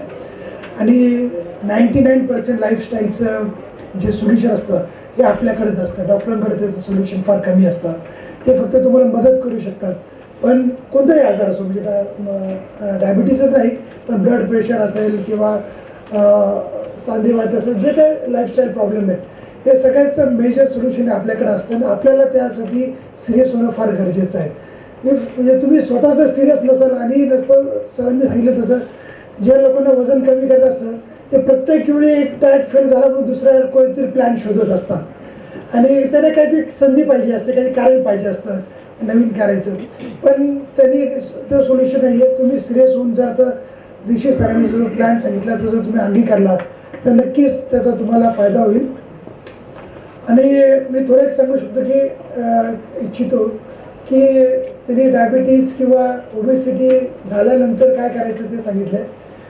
ओबेसिटी होऊ नये म्हणून काय करायला पाहिजे ते मी थोडक्यात सांगतो. कारण मी पण एक गॅस्ट्रोएंटरोलॉजिस्ट किंवा GI सर्जन, बरेच पेशंट येतात. तर सगळ्यात महत्त्वाचं म्हणजे बरेच पॉईंट कव्हर केले आहेत की आपण म्हणजे लोक म्हणतात की माझं वजन हवेने सुद्धा वाढतं. तर वजन वाढणं म्हणजे तुमचं बँक बॅलन्स आहे. एक तर तुम्ही टाकताय जास्त किंवा काढताय कमी. तर टाकताय जास्त म्हणजे तुम्ही जास्त जेवण करताय, अन्न खाताय. आणि काढताय कमी म्हणजे तुम्ही एक्सपेंडिचर कमी करताय एनर्जीचं. त्याचे तुमची एक्सरसाइज किंवा जे तुम्ही करायला पाहिजे ते योग्य प्रमाणात होत नाही. तर टाकणं म्हणजे काय, तर अन्नाचं सरळ आहे की भूक लागणे हा सगळ्यात सिंपल फॉर्म्युला आहे की किती खावं आणि काय खावं. ज्यावेळी भूक लागली त्यावेळीच खावं. म्हणजे परदेशामध्ये ओबेसिटीचं major problem is because of the wrong foods, की जंक फूड जास्त आहे. आणि भारतामध्ये ओबेसिटी जास्त ही फूड कल्चरमुळे, की कोणी दिलं बाहेर, जसं सरांनी सांगितलं की दिलं की हात समोर आपण लगेच करतो. किंवा कोणी पाहुणा घरी आला की त्याला चहा पाजलंच पाहिजे. कोणी काही पास झाला की त्यांनी सगळ्यांना पेढे वाटलेच पाहिजे. हे जे आपलं फूड कल्चर आहे त्यामुळे आपण कळत न कळत खूप खात राहतो आणि त्यांनी जास्त ओबेसिटी वाढते. दुसरी गोष्ट आहे की म्हणजे ते 3 पॉइझन, व्हाईट पॉइझन म्हणतात की शुगर, सॉल्ट आणि मैदा, हे 3 व्हाईट पॉइझन आहे. तर मी सांगत असतो की शुगर ही जीभ गोड करण्यासाठी नाही, ते जीभ गोड ठेवून तुम्ही लोकांशी बोला, जीभ गोड करा, गोड जिभेने खाऊ नका. ठीक आहे. दुसरी गोष्ट, मैद्याच्या ऐवजी मैदानांचा जास्त वापर करा, मैद्याचा वापर कमी करा. तिसरी गोष्ट की मीठ आहे. आता एक पुन्हा ह्युमरस आहे की बरेच म्हणतात की तुमने मेरा भी नमक बहुत खाया अभी गोली खा, पण त्याने जे ब्लड प्रेशर वाढतं. त्यामुळं मीठ कमी करा, मैदा कमी करा, शुगर कमी करा, त्याने सुद्धा बरेच फायदे होते. आणि पुन्हा आता सांगितलं की आपण असं कधी वेळेसारखे काहीतरी फॉर्म्युले वापरतो की आता कोबीचा फॉर्म्युला सांगितला वेट कमी करायला, हे चांगलं कोबी खात राहतो, ते आपले ट्रेनर सांगतात म्हणून प्रोटीन खा म्हणून खूप प्रोटीन खातो. तर मी एक सांगत असतो की एखाद्या झाडाला जर निरोगी वाढीसाठी काय लागतं, ऊन लागतं, पाऊस म्हणजे पाणी लागतं, चांगली जमीन लागतं आणि हवा लागते. आता पाणी पाहिजे म्हणून आपण दिवस रात्र जर प्रेमाने पाणी दिलं काय होईल, सडून जाईल. ऊन पाहिजे म्हणून खूप ऊन दिलं तर काय होईल, जळून जाईल. म्हणून अति केल्याने शरीराला फायदा होतो असं नाही आहे. शरीराला जेवढं पाहिजे योग्य प्रमाणात आणि योग्य वेळी, ज्यावेळी ऊन पाऊस वारा एकत्र मिळेल त्यावेळी झाडाला फायदा होईल. तुम्ही जर 8 दिवस नुसतं ऊन द्यायचं आणि 8 दिवस नुसतं पाणी द्यायचं तर फायदा होईल का, नाही होत. म्हणून तुमचा डाएट हा बॅलन्स डाएट पाहिजे. थाळी ही आपली जी हिंदू संस्कृतीमध्ये जी आपली जी थाळी, आपण सगळं लोणचं घेतो, चटणी घेतो, पोळी घेतो, वरण घेतो, भाजी घेतो, प्रत्येकाला रिझनिंग आहे. हा बॅलन्स डाएट करणं फार गरजेचं आहे. जसं ते ॲडकिन्स डाएट पण ते आहे की नुसतं प्रोटीन खायचं, तर त्यांनी तुमचं वजन काही प्रमाणात कमी होईल, पण तुमच्या शरीराला त्याला खूप डॅमेज होणार आहे. तर मी अजून एक उदाहरण देतो की झाडाला पाणी दिलेलं तृण वाढतात म्हणून पाणी द्यायचं बंद करायचं का, जे तृण वाढतं ते तुम्ही काढा, पण झाडाला जेवढं पाणी द्यायला पाहिजे ते तर दिलंच पाहिजे. म्हणून जो बॅलन्स डाएट जे तुम्हाला शरीरात जे दैनंदिन जगण्यासाठी proteins, vitamins, carbohydrate, minerals, fat, this fibre, हे 6 गोष्टी कंपल्सरी आहेत. It's not your choice, it is your necessity. ते तुम्ही तुमच्या दैनंदिन आहारामध्ये त्याचा वापर केलाच पाहिजे. दुसरं म्हणजे एक आहाराचा आणि एक्सरसाइज. ओके. पुन्हा हे जिमचं जे फॅड निघालं आहे की जिम एक्सरसाइज म्हणजे जिम निघालं, तर तसं काय नाही. जगातला कोणताच प्राणी हा जिममध्ये जात नाही. म्हणजे जर तुम्ही पाहिलं की जगामध्ये 20 कोटी जीव आहेत, 20 कोटी जीव जर आपण पृथ्वीचं लाईफ सायकल जर 24 तास कन्सिडर केलं तर मानवाची एंट्री ही फक्त 7 सेकंदापूर्वी झाली आहे. आपण एवढे ज्युनियर आहोत या पृथ्वी तलावर. तर निसर्गाने आपल्या दैनंदिन व्यवहारामध्ये आपल्याला एक्सरसाइज दिलेली आहे. आपण जर गाड्यांचा वापर कमी केला, आपण जर रिमोटचा वापर कमी केला, आपण जर घरीच पुरी दळायचे, हे सगळे लाईफस्टाईलमध्ये एक्सरसाइज होती. पण अनफॉर्च्युनेटली समजा आपल्याला ते करणं जमत नाही, आता शक्य नाही आहे. तर तुम्ही एक्सरसाइजमध्ये पुन्हा चांगले काय, तर मी थोडक्यात सांगेन की सगळ्यात चांगली एक्सरसाइज म्हणजे मैदानी एक्सरसाइजेस. की तुम्ही खेळा, क्रिकेट खेळा, बॅडमिंटन खेळा, टेबल टेनिस खेळा, लॉन टेनिस खेळा, कोणतेही गेम खेळा. आणि गेममध्ये सुद्धा जे सांघिक गेम असतात ते सगळ्यात चांगले. जर तुम्ही जॉगिंग करत असाल तर तुम्ही एकटेच पळत असतात, तुम्ही कोणाच्या अगेन्स्ट पळत नसतात, तुम्ही एकटेच करत असतात. तर त्याच्यामध्ये तुमची फिजिकली थोडीफार एक्सरसाइज होती, पण मेंटल एक्सरसाइज काही होत नाही. ज्यावेळी तुम्ही सांघिक एक्सरसाइज करता त्यावेळी समजा बॅडमिंटन खेळताय, ते एक्सरसाइजमध्ये सुद्धा काय लागतं की इंडोरन्स एक्सरसाइज लागते की तुम्हाला तुमचे मसल स्ट्रॉंग झाले पाहिजे, तुमची लवचिकता वाढली पाहिजे, म्हणजे तुमची फ्लेक्सिबिलिटी वाढली पाहिजे, आणि तुम्हाला म्हणजे कार्डिओ म्हणजे तुमचा ओव्हरऑल स्टॅमिना शरीराचा वाढला पाहिजे. या तिन्ही गोष्टी जिममध्ये होत नाहीत. जिममध्ये तुमचे मसल स्ट्रॉंग होतात पण तुमची लवचिकता वाढत नाही, तुम्ही मेंटली स्ट्रॉंग होत नाही, कारण त्यात मेंटल एक्सरसाइज काय नसते. तर ज्यावेळी तुम्ही जॉगिंग किंवा रनिंग करत असतात तिथं तुम्ही इंडोरन्स वाढतो, शारीरिक क्षमता वाढते, मसल स्ट्रॉंग होतात, पण तुमची मेंटली तुम्ही स्ट्रॉंग होत नाही. जर तुम्ही मेंटली, फिजिकली आणि तुमचं ओव्हरऑल इंटुरस शरीराचा परफॉर्मन्स वाढायचा असेल तर तुम्ही सांघिक गेम खेळले पाहिजे.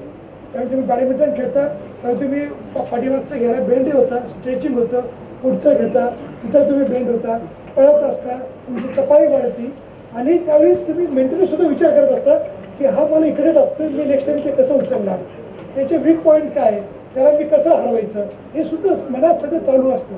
कधी तुम्ही जिंकता, कधी हारता, तर लाईफ सुद्धा हेच आहे की कुठेतरी तुम्ही जिंकता, कुठेतरी सक्सेसफुल होता, कधी फेल्युअर होता. जे लोक असे सांघिक गेम खेळतात ते अशा छोट्या छोट्या गोष्टी लाईफमध्ये असं डोकं धुवून बसत नाहीत. ते नेहमी विचार करतात की आता हे कसं ओव्हरकम करायचं. म्हणून खेळताना नेहमी प्रिफरन्स द्या, सांघिक मैदानी गेम खेळा. शक्य नसेल तर एकट्याने जे मैदानी एक्सरसाइज असतात ते करा, आणि ते जर शक्य नसेल तर मग स्विमिंग हे ते बाकीचे जे एक्सरसाइज आहेत ते तुम्ही करू शकता.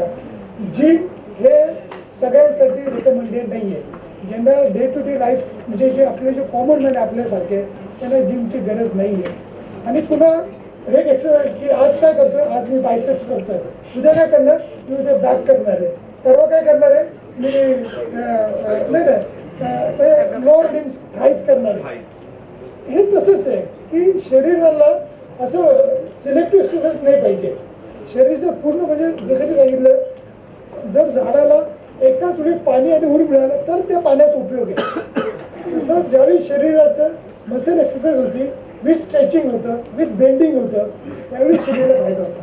एक एक पीस मील एक्सरसाइज करून शरीराला त्याचा फायदा होत नाही. तर मला वाटतं आता खूप वेळ झालेला आहे. तर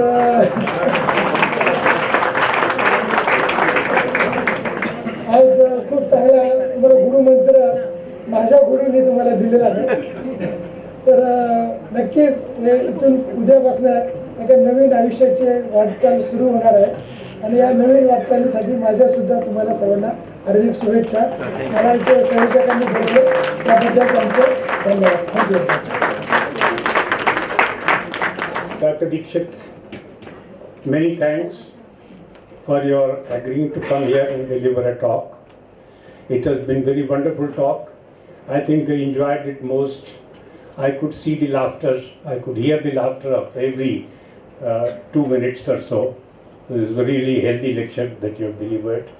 And today we had the fortune of having 2 lectures simultaneously, one by Dr. Suryavanshi, other by Dr. Dikshit. So your knowledge has increased tremendously. So as a customary practice, we would like to hand over a memento to Dr. Dikshit. And incidentally, I'm following his diet. And to me, it doesn't look very new, since from childhood in our families, we used to have only 2 times meals.